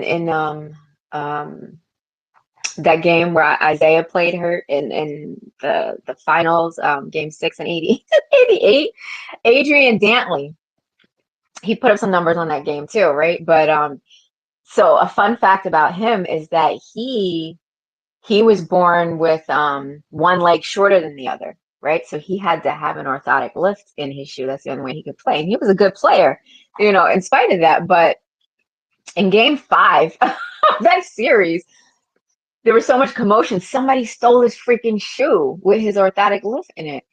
And they freaking put out an APB. They had it in the newspapers. They had it on the radio. It was freaking nuts. They were going crazy because that's the only way he could play. Why did he only have one? I have no clue why he only had one. I guess they didn't think anybody was going to steal it or was going to get lost or damaged or anything like that. So finally, the guy who stole it called up Adrian, told him he had it, and then he sent it. He's put it out to be sent to Adrian that the morning before game 6. But the funny thing is, it got to him late that night, the night before game 6, and he put his return address on the freaking package. Who does that? You think you got a thank you note or something like that? I don't think. I don't think. Yeah, I don't think you got a thank you note for that. I just thought that was funny. I heard about that and I was like, let me see what actually happened. And yeah, that was a funny NBA story. But yeah, it's just stupid things that people do. But yeah, who steals something from an NBA player, has all these eyeballs on, all this heat on it. You got the police involved and stuff like that, and then you put your freaking return address. How funny is that? What do you think, he was gonna get a signed basketball or something like that? Man, you'd be surprised what these fans be thinking. You'd be surprised. Stupid. So is Adrian Danley one of your honorable mentions? No, no, I just thought that was a funny story that no, and Go you ahead. not. It's all you, OAJ. Oh, it's on me. Didn't I do the last one? Let me see. Oh, you did Steph, right? You did Steph.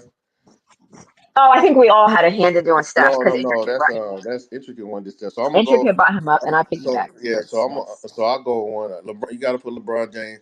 Me personally, I would probably put him in the top 5. But I knew you were going to say that. I expected. You know what? Honestly, creative. I am shocked that he wasn't in your top 5. because he's anti-LeBron. See, it bro, goes. okay, See, so see this. See, me and Craig have been knowing each other for 30-something plus years. So, Oh boy. he got a hidden agenda. See, the only reason why he finally giving in to LBJ because Lakers is his team. Which, if you guys don't know, the Lakers is his team since birth. So he always hated on LBJ forever. And then as soon as he switched over to Lakers, he hated the first year. But then after he realized that LeBron was so dominant, he had to give in. And when he won the championship, he really had to shut up. So ever since then, Oh boy. he has like a love and hate relationship. So he goes in and out of the all times and top 5 and greatest and all this. But it kills him. Like he starts squirming, he starts itching and damn near about to boo no, boo on no, no, himself whenever he bring LeBron James up. don't He listen ain't to doing this it man. Oh because my I'm the number one goodness. Hey, LeBron dude. hey, this is pure madness. So okay, so look, let me just say this. Let me break down my relationship. LeBron is number one. Let me break Oh, down. let's not do that. Let's not do that. Let me break down my relationship with LeBron James. Right. So when it comes to LeBron James, I would tell anybody in a heartbeat, I'm not a LeBron James fan. Right. I support LeBron James, yes, because he's on the Lakers. The reason I don't like there's certain things about LeBron that I don't like, which I feel like Kobe and MJ, at least when they walked away from the game, they gave you everything they had, right? Like LeBron, for me, I think it it killed me because I didn't see him working on his game every year. Like he didn't come the next year with like something, he added to his game. And like Kobe, you could see every year he added something or he came up with something. And I felt like LeBron will walk away from the game and still had so much he could have accomplished. Like he didn't exhaust all of his God given talent, right? Okay, let me interrupt you real quick. Why do you think that is? Why do you think he's not? Oh, I don't know. I can't read his brain. I just think, okay, for example, right, you're 6'9", and it took you, what, 7, 8 years to get a post-up game? Like, it took him a minute to get a post-up game, and you're 6'9", right? Um, it took him a while. It took him damn near to the end of his career to get a decent jump shot. You know what I mean? Like, before he would just depend on his athletic ability and just run you over. All right, creative, that's enough. Hey, No, hey, you wait, know what? hold on. You was out of line. You was so out of line. Like, let's just be honest. You like Kobe Bryant because he a killer. You like that killer mindset. Ball, ball, ball. Move out the way. isolate, shoot. And LeBron don't play like that. Like, I don't bruh, mind that what LeBron else don't play what else like he got that. to do? He's 40,000 all-time scoring. Like, what do you Can I mean? finish? Can I finish though? You just gonna rudely interrupt me Well, after you 40 know, years of love, friendship. unfortunately, I could do Hey, that. Unfortunately, I could do wait. that. You can do that, but that doesn't mean you have to do that. Goddamn, come on now. Like, yo, let's have some space, decorum here. So no, okay. So let's just talk about intricate one for a second. Hey, LeBron James is the closest thing to Jesus Christ in his mind. So just let's let that sit there, right? So if he could divorce his wife right now, he would go marry LeBron James. And I could tell the games that LeBron plays bad is because he didn't get to see his midnight lover intricate one the night before. Okay, so we just gonna put it there. Hey, there's nothing. He loved LeBron James. You can't say nothing bad about LeBron James. Like breathing air and talking LeBron James is like one and the same. You know what I mean? It's like automatic. Like he do it without even thinking. It's on autopilot, right?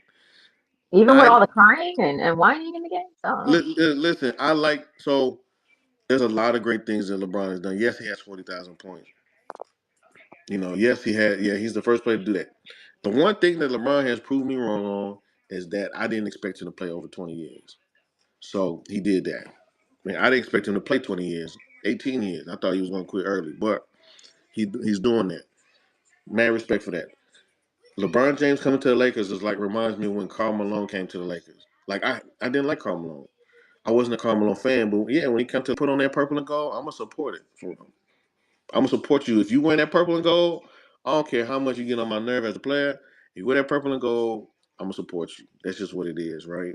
So, but I just feel like yeah, LeBron James is gonna get all the stats. He can have all the numbers, all that stuff. He came in at the right time. He was a physical specimen. When, kind of like when Wilt came in back in the day when he was playing. He was 7'2", but he was playing against people that were like 6'9", that were centers like Bill Russell.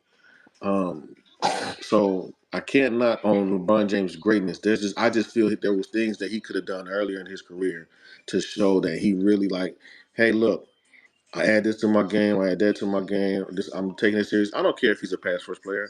Like I don't really care about that. As long as you make the right basketball play, I don't really trip like on that kind of stuff. Yes, I like Kobe because yes, he has more of a killer mindset. But I don't compare them because they play two different styles of basketball. To me, LeBron is more comparable to Magic than he is to Mike. And Kobe's more comparable to Mike than he is to Magic. So their styles are completely different in my eyes, right? Um, they're both great players, and like I said, at the end of the day, LeBron's gonna go down and have probably all the numbers. I put up some of his numbers in the damn jumbotron. Look at his playoff numbers. He's number one in all these different categories, right? So, but at the end of the day, yeah, I'm a Kobe person, of course. Do I think Kobe would kick LeBron's ass in one on one? Of course, I think that because LeBron is not, he's not that. He's a cerebral player from a holistic standpoint of the game. So he's not that assassin like one on one kind of player. That's just not how he plays the game. So anyway, enough about my Lakers that are hurting my heart right now. Not because LeBron James ain't playing good, not because Anthony Davis ain't playing good, but it's like Gladys Knight singing her heart out, and the Pips just come on, singing off key. You know what I mean? It's just it's the others that are really letting us down. So, but who's your next honorable mention, OJ?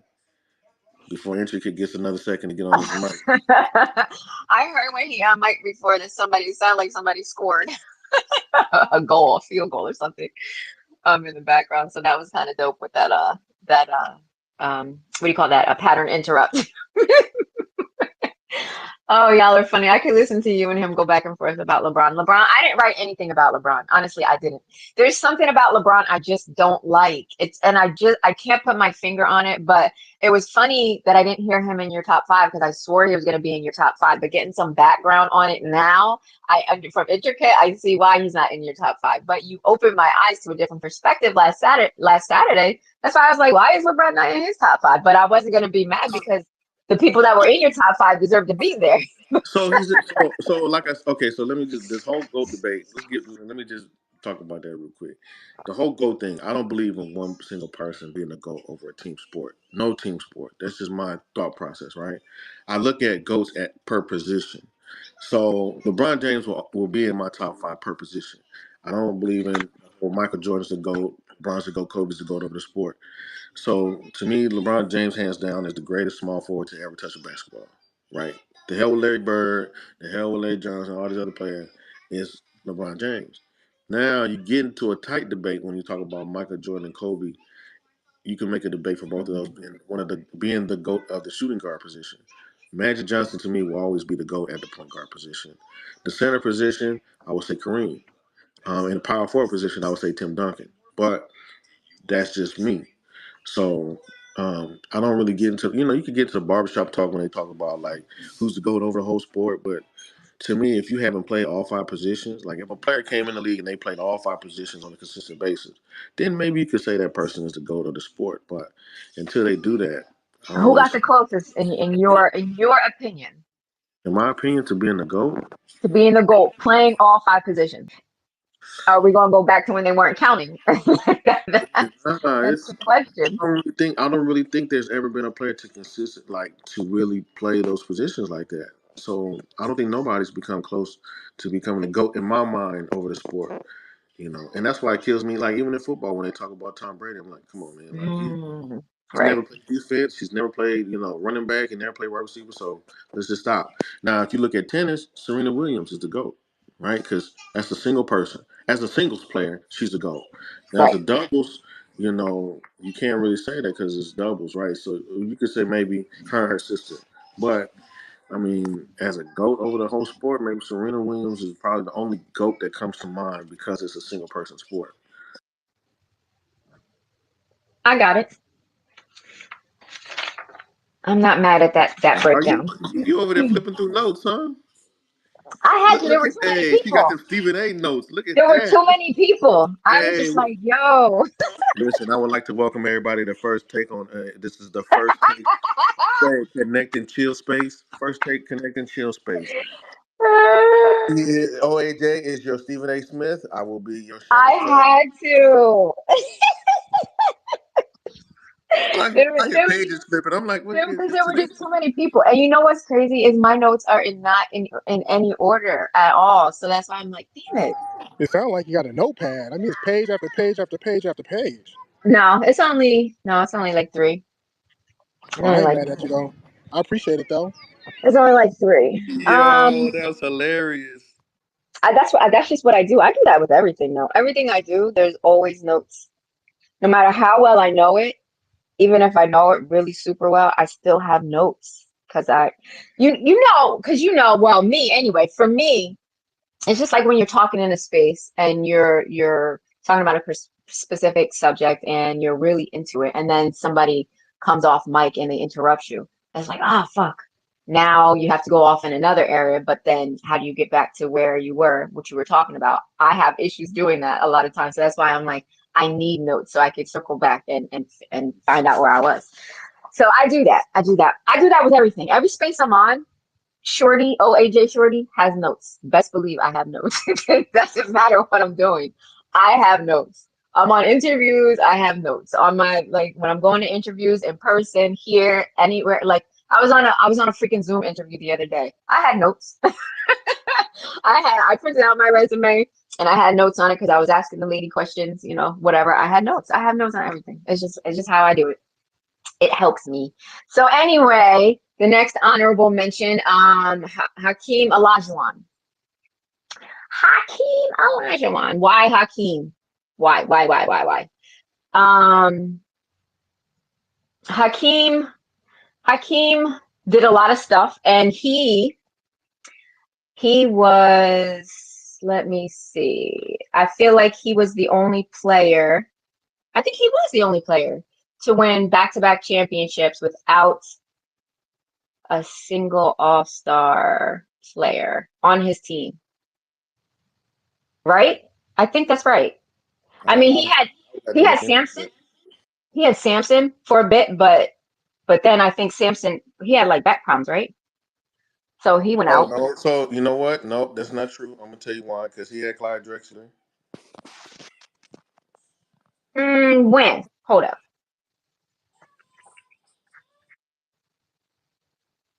Drexler. I didn't I even wonder if put he can All Drexler Star for the season. I wonder if it was just All Star for them 2 seasons.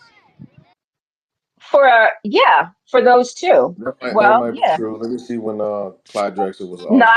I don't think he had Drexler. I don't think he had Yeah, a single I All-Star think team he was old at that yeah. time. Clyde was on a for those two decline. back-to-backs. Yeah, Clyde was on the decline. He might be right. I had you might I be don't think right. that he did. I mean, he did have Samson, but Let me bow down to the Samson went out. notepad. Let me bow down to the Yeah, notepad. I had to. I gotta do it. I gotta do it.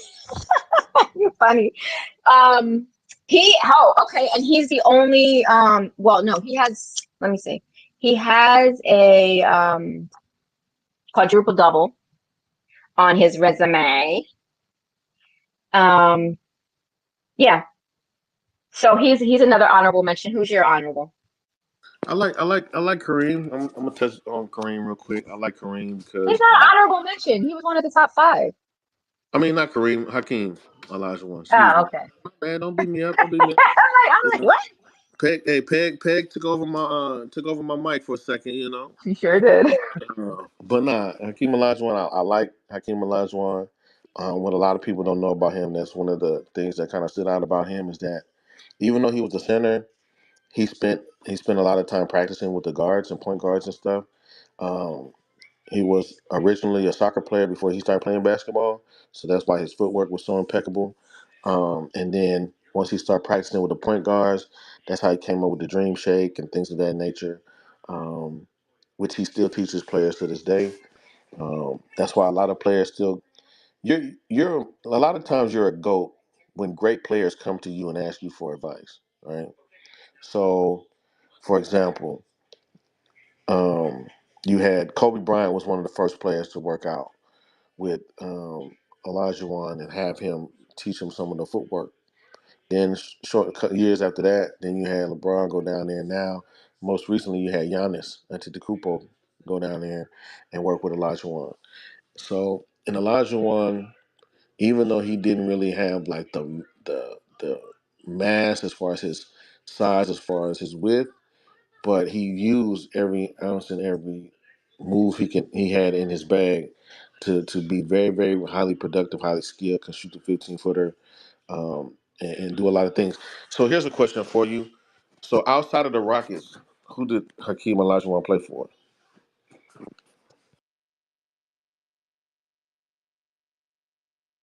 OAJ's in her notes.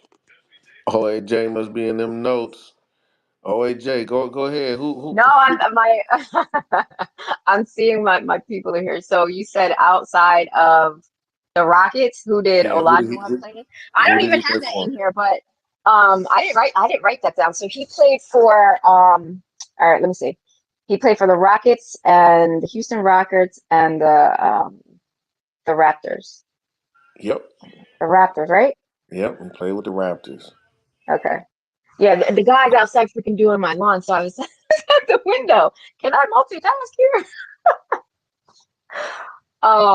Yeah, the guy's out there. But anyway, yeah, so he played for the Raptors and the Rockets.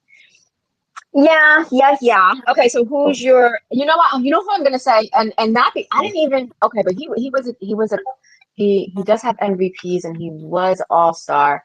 But I have to mention him only because my uncle, he was such a huge fan. He was a huge Knicks fan. I did not, personally, I did not like him in the paint. I just felt he was like too big and frumpy, but maybe that was at the end of his career. I don't know. I really didn't pay him too much mind, kind of the way I don't pay LeBron mind.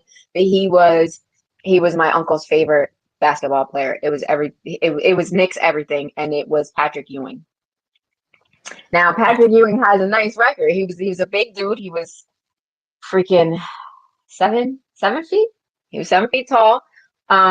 But I mean, he had a good record, but I don't know. He's just so frumpy when he played to me. I just didn't see his athleticism, so it turned me off. And I don't know. And he wasn't super attractive. I'm so visual. It's not even funny. So I think that was another thing. But I mean, he has a good record. What's his he has three all defense and you know I guess he did his thing at the power forward position, but yeah, I just had to mention him just because my uncle, he always Patrick And Ewing everything. He had his jerseys, everything. did you just call Patrick Ewing a power forward? Wasn't he? Was that Oh what it was? Lord, have Or mercy, center? He Jesus. was in center, whatever. Oh He did play Lord, power forward. No, he did. come on, we need to update your notes. Um, Okay, well, I think he did. all right, so He was a center. He was a center. hey, so I'm gonna go with this person. I'm gonna go with Allen Iverson. Oh, Alan I. I'm gonna go with AI, man. AI. He got a whole statue. Hey, listen, yeah, yeah, and people are mad that the statues seemed like it was so small, but all the That statues was were. their beef with it. Yes, Yeah, it's like but okay, but what most people don't know, all right, so I've been around that arena before in person, right? So where that walk is, all those statues are small because they're all on these pillars that it's like a little walk. It's not like Dr. J statue was actually on the ground and they built it from the ground up, right? But these statues of the other Philadelphia 76ers are all small. Charles Barkley's and stuff, all of those are small because if you if you guys ever pull up pictures of where they're at, they're on these little pillars like they kind of align the walkway. So you don't have much room to put a big huge ass statue on this thing. It's all oh, okay. small pillars. Yeah. So the pillars are like it kind of like these pillars kind of look like 2x4s that come up maybe like 2.5, 3 feet off the ground, and they put these players on one of these to commemorate them. So No, that's dope. I didn't know that. But yeah, I did hear.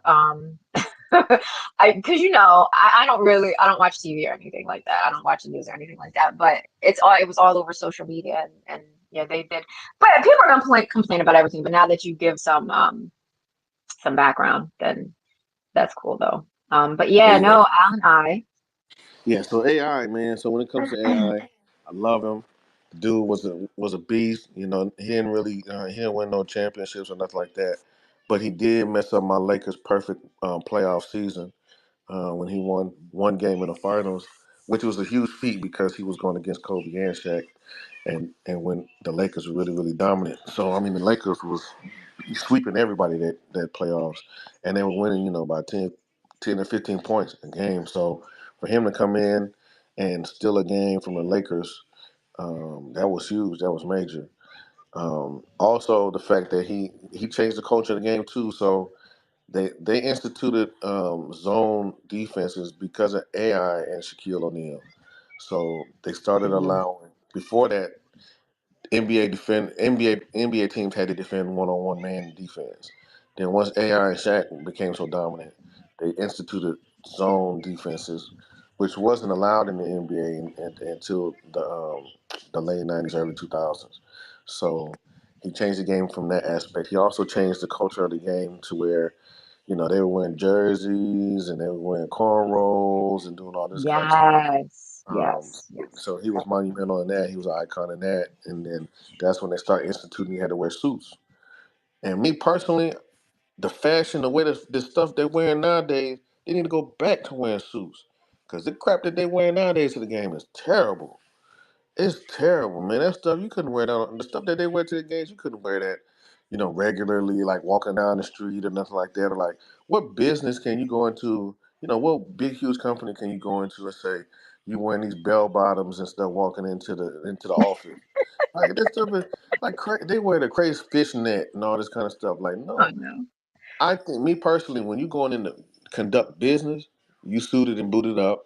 You looking sharp, looking smooth. You look like you professional. Not all this craziness looking like you working at Spencer's or Hot Topics and stuff like that, man. That junk is crazy. Oh, he got up Spencer's. Yeah. Yeah, Spencer's didn't originally start like that, but yeah, yeah. But we're talking about small players again. Steve Nash was taller than Allen I, but Allen I with his speed and he was just yeah. He definitely changed the culture with people with their wearing cornrows and stuff like that. But and he was cute actually. It was definitely easy on the eyeballs. But yeah, Allen I. But he had a little to him too. Rightfully so though. Let me see. Prove somebody. I'm seeing if my approvals work because L, that seeing if my approvals work because Twitterverse has an issue with Droid. They favor the the apple Oh software. Lord, she got the green bubbles, y'all. Y'all don't know that. That person, she got the green bubbles. I touched base on the green bubbles the other night. Oh Lord, not the green bubbles. I do. Now you gonna keep calling me your bestie now, knowing that I'm your arch nemesis as far as that type of I don't know now technology. that you got the green bubbles now, man. I But will you do have the proudly blue check though. You do have the blue check on your account, so it might be sure all do right. That go towards on my my. followers. That's a whole nother conversation. Okay, so we have let's get on that because we have a speaker that popped up. Keandre, what's up? What do you have to contribute to the conversation? My question to everybody was who is your top five greatest of all time NBA players? Oh, okay. Interesting question there. So all time, man. Okay. I this is in no particular order, but I like John Stockton. I like Jason Williams because he reinvented the passing game. He made passing a fun thing back in the early 2000s. Steve Francis. I like Steve Francis too. And let's see, two more. Of course, I've always been a fan of AI. Like they just recently, his dribble style was so effective to the point where they actually outlawed his dribble style. I was like, wow, that's crazy. If your handlers is that crazy, and then like it's going more recently, I would say I like that dude Luca too. I like the way he played the game. It's smooth. He looked like they be having fun out there. You could tell the people that are out there having fun. I mean, it's a job, of course, but you could tell who likes it and who don't. You know what I'm saying, according to how they play the game. But that's my Okay, yeah, I like that. I like that little five you done put together. John Stockton. I haven't heard his name mentioned in a while. I was John gonna say Stockton. that too. He wasn't Hey, even on my honorable mentions. What was wrong with listen, me? listen. John Stockton is probably the only person on the Dream Team that can walk through anywhere in Europe wearing a Dream Team uniform and nobody recognizes him. You know what I mean? Which I would say is a great feat because sometimes when you're famous, man, you don't want all them people. Just you want to be a regular person, be able to go to regular places, and people not swarm you. So that's cool. But John Stockton was a bad man. I got to give him his credit. The dude was a bad man, and even though he was a smaller guy, very, very strong. His IQ was very, very high. It's just unfortunate that he played during the Jordan days because Jordan kept a lot of people from getting that championship. So, but John Stockton is one of the, I want to say he's one of the assist and steal leaders, top 10, I think. Uh, all time, bro. okay, well, there you go. Also, look, he knows that's what I'm talking about, Keandre. I was And it's about to good. say. Hey, listen, I'm gonna say this. I'm gonna put this out there. And I'm gonna give Keandre his flowers because I haven't seen this brother in a while. It's been a minute, and he switched his PFP up on people. So now I thought this was Thuggish Ruggish Bones lost member or something, and it's Keandre, brother. I've been looking for you for a while, man. I ain't seen you around in a minute. Good to see you. Glad you're doing good. Hope everything's blessed. Oh yeah, man, I appreciate it. I mean, I changed the PFP up. I figured people wouldn't recognize me because I was like, damn. When I changed it, I was like, man, where everybody? But nah, man, I'm doing good, man. Life be life sometimes, but we all got to get it together at some point. But yeah, man, it's good to be here in this good space and talk about basketball, man. I mean, I could talk about that all day. You know. Nah, that's what I'm talking about, man. Like I said, when I heard your voice, I knew who it was at that point. But yeah, I didn't know who it was with the new PFP, man. See, when you switch your PFP, please, you got to make a public post announcement so I can know who's who, this, that, and the other, man. So I can make sure because you got to remember you also lose your check for a little bit too. So if not, a lot of times, I recognize people by their PFPs and things of that nature. So I'm an old person. I don't like to read. I like to look at people pictures and stuff, and that's how I recognize people by their faces. But yeah, we could definitely talk basketball day. I really appreciate Miss L opening up this space, man, and giving us the opportunity to talk basketball because she didn't have to open up her Connect and Chill space and just have us talking while she sits back and enjoys the conversation. She's giving up her space, her time to host a space that she normally runs impeccably well, where she has amazing topics. So every Saturday, make sure if you're not following Miss L, If you don't come to her spaces on Saturdays, you are missing out. You're missing out on a treat. There's always some great topics. I will always love coming to her spaces anytime I can. I try to make it a point to schedule my time to come to her spaces because they're so phenomenal. You meet phenomenal people from the Pepe community and all around the world and stuff. Yeah, man. So I highly encourage you guys, if this is your first time, it's not normally ran like this where we just talk sports. We talk about very, very deep conversations. We relax, we chill, we laugh, we have a good time. Please come back next week as well and enjoy a great conversation. All right, baby. Absolutely, I agree with that. This was actually my suggestion since Creative and I were chopping it up about basketball. I was like, yo, we could do a whole space on this. Let's just do that because we started at the last Connecting Show, which really was a dope space. We got into basketball and it started monopolizing the conversation. So it's like, yo, let's just have a space about basketball. We could talk about this all day. Um, but not the Thuggish Workers Bone, yo. I I thought that was started Crazy Bone down there. I was I about to started say. singing it in my head. I didn't. You're funny. But I love yeah. Yeah, Stockton wasn't on my list. But yeah, John Stockton, how could he not be at least an honorable mention? That was funny.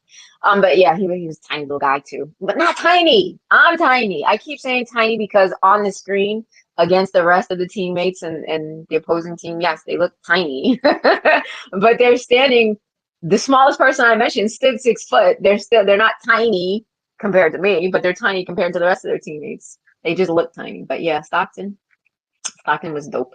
His name was a conversation over sports talks at the dinner table and stuff like that. So yeah. Um, where are we going with this?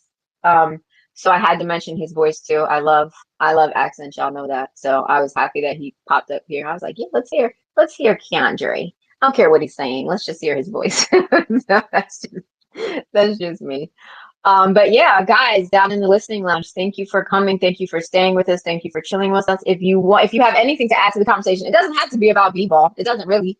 That's just what the focus was because I figured we needed our own space. Let Creative talk, get it out there. He loves the sport. He still follows it. I don't really follow it that much anymore. I'm doing other things. If I'm mentioning short people, actually, somebody under 6 feet, wasn't that Jason Kidd?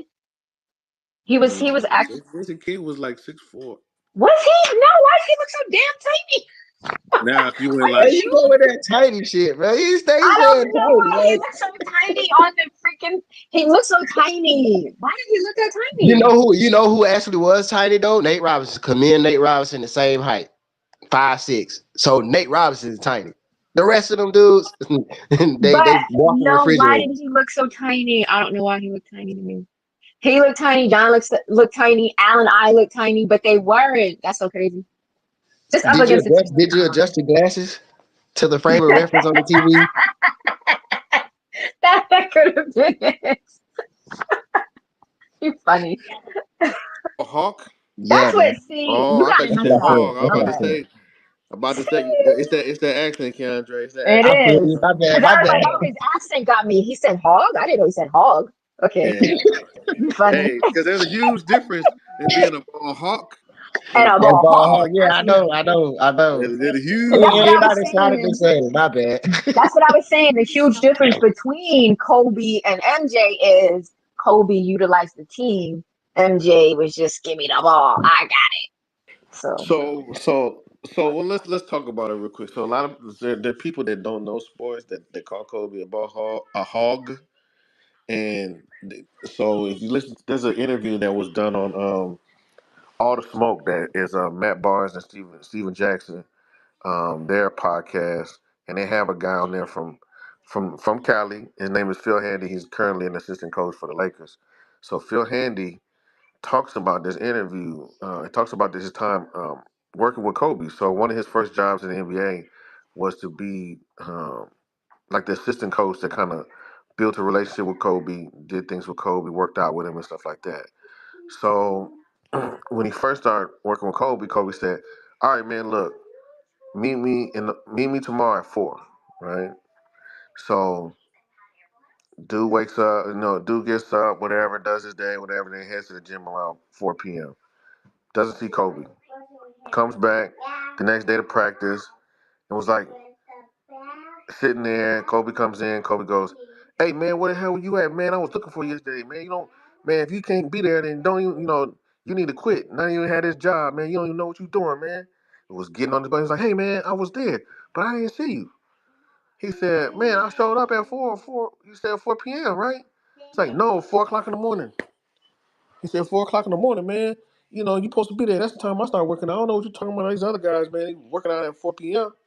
He's like, "Shoot, I work out at 4 in the morning." He's like, "Oh, my bad. I didn't know." And then after a while, they start building a relationship. And then Phil Handy asked Kobe, he's like, "Man, why you such an asshole, man?" And he was like, "See, a lot of people think I'm an asshole because they think I don't trust my teammates and stuff like that. But I get up every day, go to work out at 4 a.m. in the morning. I'm here at practice. I work out 3 or 4 times a day. And I see these dudes coming 10 minutes before practice start. I see them being the first ones to leave the gym. I see them, they don't put in the work and they don't put in the effort that I do. So why during the game, after I put in all this work and effort, when I pass you the ball, when I know you leave early from practice and you show up, 10 minutes before practice start, I have more faith in me shooting over 4 people than passing this to that person. You know what I mean? And so that was the thing. Why should I trust you if I know you don't work as hard as me? Why should I trust you when I sit here and work my body to exhaustion and I sacrifice my family time and all that other stuff and you partying and doing all these other things? Why should I trust you? So a I lot of understand that. what I mean? A lot of times your work ethic is the reason why I don't pass you the ball. And that's exactly why he was an elite ball handler and a decision maker. And that's why they gave him the ball when the time clock was winding down, because he knew how to get it done. He knew who to give it to. He knew. That's just it. Yeah, Yeah. and work ethic says a lot about a person's integrity too. Now everybody ain't gonna get up at 4 a.m. in the morning. I mean, Kobe just loved the game more than his teammates did, and that's just flat out evidence right there. So I mean, there are people that, like I said, there are people that love the job, and there are people there that are just strictly there for the money, and it shows, and you can see that. And Yeah. he was the same on and off the paint with his work ethic. You know how many businesses how many companies he was invested in and stuff when, he passed? It was like 14, something like that, right? It was like 14. I had no idea. I Yeah, can it see it. was Man. I can see that though. That spilling over into his personal life. I mean, that's who he was as a person anyway. facts. Yeah, he was, who outspoken to, and y'all don't even, let me see who, I think, Kareem Abdul. He writes freaking articles for the Washington Post and stuff like that. He's Wow, I would have he's never very had. vocal. I would have never put those two together for real. Not in a million years. Yeah, but they're on things like racism and anti-Semitism and things like that. He even he wrote something on The Bachelor about The Bachelor, the Bachelorette, the Bachelor contestants about race being a problem there. He's very vocal. He's outspoken. He does not hold his tongue about that. He did write something about fighting racism in the league and stuff like that. So That's cool. You know what I just discovered recently though, and this is something that that most people may have assumed, but like I know Michael Jordan had two sons now, and they should be of age, and neither one of them made it to the league. I find that ironic because like a lot of people sleep on Scottie Pippen, but his son's in the league. I just figured that out like 2 days ago, and he's nice. Like, did nobody else know this? I just found this out. Like, I was just like, wow, oh okay. Yeah, now Scott. So Scottie Pippen's son is in the league. Scottie Pippen Jr. Michael Jordan's sons, I think one, they didn't really have the athletic ability to play in the league. Two is the shadow of Michael Jordan at the time. I mean, Michael Jordan's a walking icon. Scottie Pippen is looked at as a great player, but he's not an icon, right? It's like me being Michael Jackson's son or being Tito's son. Like, okay, yeah, they're both Jacksons, but there's a lot different pressure that comes with being Michael Jordan's son than being Scottie Pippen's son, right? Um, absolutely. Yeah, yeah, you know, okay. so But But Layla did it and she didn't care. who? Layla. Who? Okay, but Layla. then Layla, you talking about Muhammad Yeah, but I Ali? mean, it's still all sports. She did it and she didn't care about her father's being shadowed by her father's legacy. It was Well, all okay, but you got to think too though. The gap, the year gap in between when true. see, True. so Muhammad Ali, he was done with the sport for so long by the time she started boxing. You know, Yeah. True, but Mike. it's still a legacy, yo. It's Yeah, still no, like it's still a legacy, but you got to understand a lot of how many people saw, how many people when true. Layla started boxing, how many people saw Muhammad Ali box? True. True that, true You that, know what true I that. mean? So then Marcus Jordan and his other brother, hell, his dad was sponsoring these, giving them shoes and everything. Like he just probably got done with basketball. Mm, So that's a You know, big everybody one. has seen Michael Jordan play. So real man, you quick, looking real like your quick, daddy. real quick. It's still about MJ. But Superstar. what came up to my mind, what I forgot to say, because we quickly segued to something else, was the fashion.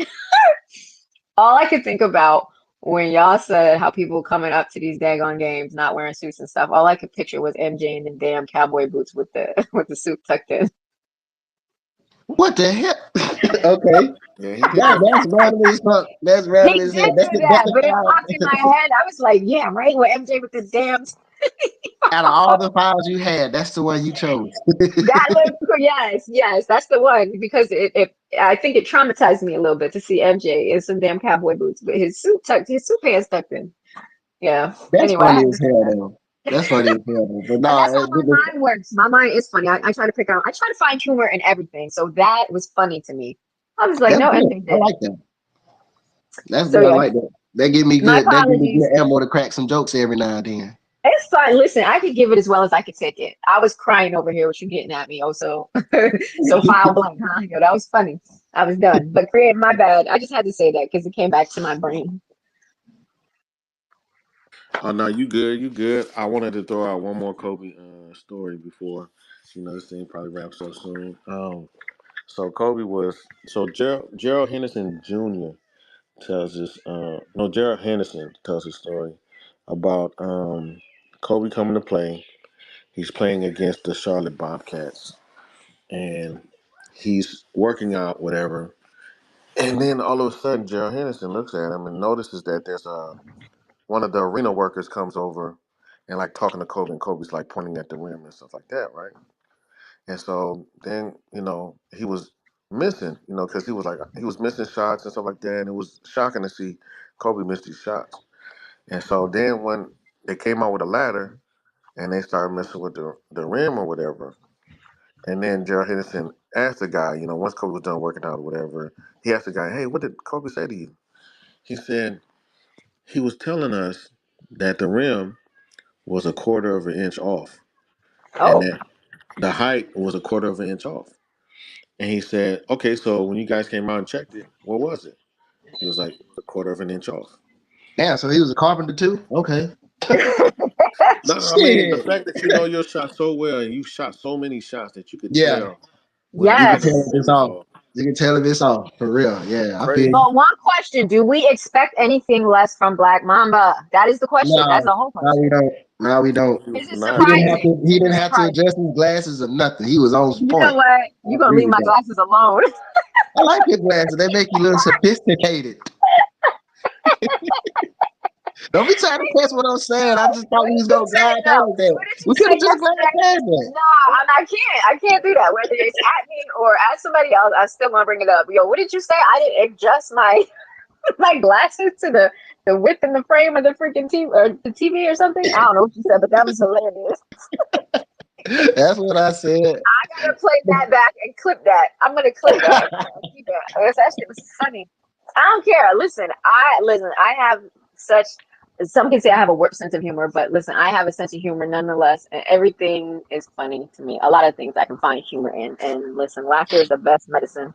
You could be in the worst mood. You could be beefing. Haven't you ever had a time where you were beefing with somebody, or your friends were beefing, or you just saw somebody beefing, and then somebody cracks a joke, and then it's just like, what was we arguing about? Yeah, yeah, You yeah. know what I That's mean? So usually had laughter. seven over a hamburger or something. But yeah, you're right. Laughter, See? Like, so laughter is the best medicine, y'all. So if True, I can true. find something funny in anything, and I think go out and appreciate it, because people are like, what the hell are you laughing at? This is a serious situation. And I'm like, well, I found it funny, but that's just how I was. And now I'm just like, yo, I can appreciate that about myself. Like life is not really super serious like that. Find the humor in everything. You live a lot longer. Your body will thank you. Yeah, it Yeah, will. It most will. definitely. I Most I definitely. remember when 9/11 happened. I mean, it was a very serious situation, but my friend had said something in the back, like this had just happened. I was in the ninth grade, right? This is the first time I ever got suspended on the spot, though. Normally it's a process, but I got suspended on the spot that day, y'all. And I mean, like what he said is like we was talking about farts. I mean, dude, that's what we was talking about before any of that shit broke out. And he had said something that was so hilarious. I just busted out laughing and coach was like, Is X rugging or is no one talking? No, what he's happened? talking. I can hear him. It's Keandre's talking. Y'all can hear me? I Oh, can. I hear you. I Oh, hear you. okay. Yeah. Yeah, I don't know. I think they timed L's mic out. Her hearing. They may have. Oh no. Oh man. Oh man. Gotta adjust your ears too. Okay. Go ahead. But Go but ahead. no, so Finish your but fart no, so like story. yeah. So now, so we was talking about that because we teenage boys. So we that's the shit we do. And he had cracked the joke it was just hilarious to me. And at that moment, they was replaying what had just happened, like right around that time. And the coach was like, "You need to get the hell out of my class." I'm like, "Damn, bro, like what's up? What's wrong with you?" Like, of course, I realized after I got kicked out, I was like, "Oh, damn." I wasn't laughing at that though. You know what I'm saying? I was laughing at the joke that was being said at the time. There was nothing funny about what was happening, but in my reality at that time, farce was funny back then. So that's just what it was. But like nowadays, like finding humor in everything is also it could be critical at times because if you can't laugh, then what else is there to do? Right. Just go dig a grave and jump in it already then. Nah, I find humor in a lot of stuff, so that's just what I do. Everybody else can be a crabby apple if you want to. I'm not A going to crabby apple. be. That's a thing, a crab apple. Where I grew up, it was, like in small town Millstone, we still had dirt roads back then, and there was little tiny apples. We never ate them because we were, I don't know, somebody told us the not to eat little them. the little the little green ones. No, they were red, but they were very tiny and they were hard, and we used to just throw them at each other. That damn. Wow. And Okay, they're I bet called that crab probably hurt. apples, though. Yeah, of course they hurt. Yeah, no, we had them in rural Alabama too. They was just green and they was good with some salt. Oh, Like, see, well, how they you wasn't eat an sweet. apple with salt? Oh my goodness. It was a crab apple. Come on now. Oh, mm-mm. That's like somebody telling me they put sugar in grits. Stop it. You bet not. Okay, You I don't bet know who not. would do. I don't know who would do such a thing, but okay. People do that. They put sugar in grits. I'm like, this is not farina. This is not cream of wheat. It's grits. It's salt and Like butter regular ass grits, salt, butter, and cheese if you want it. or Like no, cheese if you like want it. that's like Yeah. yeah, that's just like putting ketchup on scrambled eggs. I'll never understand Oh that. my gosh. Why my sisters and brothers put ketchup on scrambled eggs and then they would put now this is weird, I'm telling you. Is they put ketchup in their rice. How you put What? ketchup in rice? Yes. Yes, yes, Who yes. thinks about shit like that? What? I don't know, but they did it. I'm like, y'all nasty. Oh Nasty. man, yeah. They missing a few brain cells, man. I don't know. Ketchup And and probably, rice probably like all them probably all them crab apples we pegged them with. But that? Hit them in the head enough time they go to eating any damn thing. Oh, okay. yeah, you gotta remember we were rougher back in the day. We didn't wear Yeah, helmets, true riding that. bikes. We True that. True that. The only time we got roughed up is we let the street lights beat us home. That was an ass whooping off the rip. Imagine having a whole day, having the time of your life, forgetting, losing track of time in the middle of the summer where you get the most daylight and the street light pop on and you ain't on the front porch knocking at the door. well, actions have consequences, Keandre. That's true. That's true. That's true. And then, like back then, we had village and communities. Everybody looked out for everybody else's kids, and you had to go to a farm. I had parents that knew every damn body, so I couldn't be out of pocket at any point in time. Right, so you should have never been late because everybody up and down the block was reminding you, Keandre, why you not on your porch? Mm-hmm. Yeah, nah, but sometimes we be halfway across town riding bikes, heading back to the house. and we get caught by somebody that's driving to the other side of town. They go home and then they'll call my dad now because my dad and them sometimes they don't be there. And when we realize that, I'm like, shit, we got a little extra, little more time. Nope. Every now and then, it didn't pan out that way, and it hurt. For a little while, the world stopped, everything stopped, and then when it got done, everything started back again. That's what I used to think as a kid. You know, the TV stopped playing, people stopped walking, you know, shit like that. And then Getting the all of room a was the sudden end of the we world. were that movie Wally. Okay. Yeah, just for a Yeah. second. And Yeah, then just for when a it was all second. said and done, everybody started back moving and stuff. We just sitting there, we the only ones sitting there crying. See, that's the mark of a dope space. Look, we started talking about basketball, then we went to personal stuff. See, we are connecting and chilling today. Even though it's primarily basketball, we can talk about anything at any time. But That's true. this was a great space. Thank you guys so much for coming. And you know what? Creative. I feel like we had the same top five. I think we did. Uh-oh.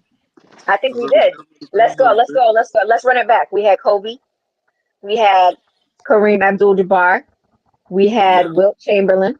We had yeah, MJ, and we had Bill Russell. yep.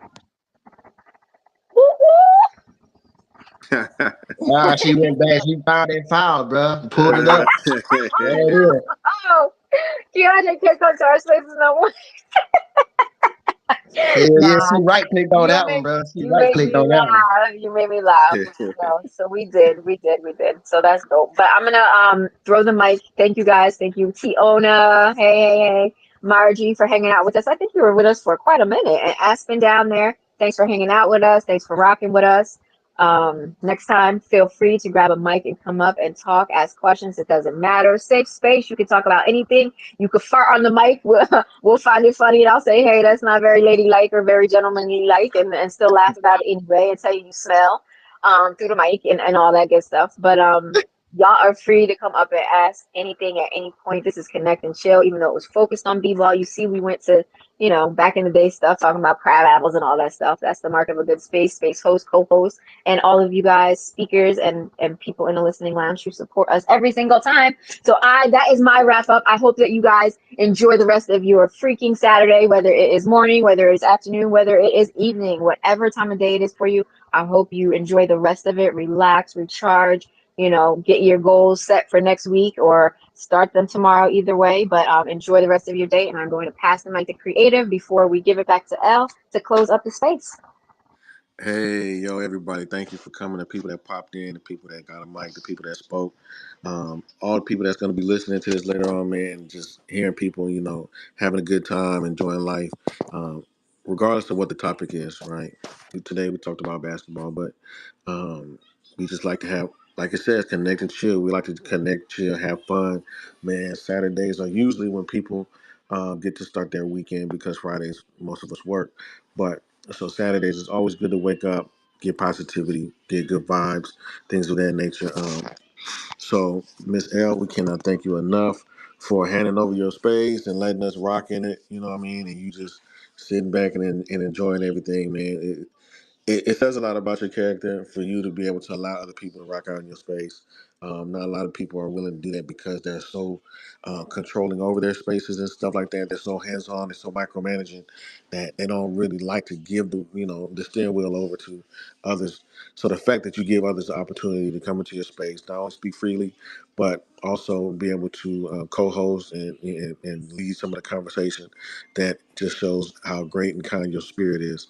So we thank you for that. Can't thank you enough. Everybody, once again, please, every Saturday morning, make sure you turn on notifications for Elle, because every Saturday morning she has Connect and Chill.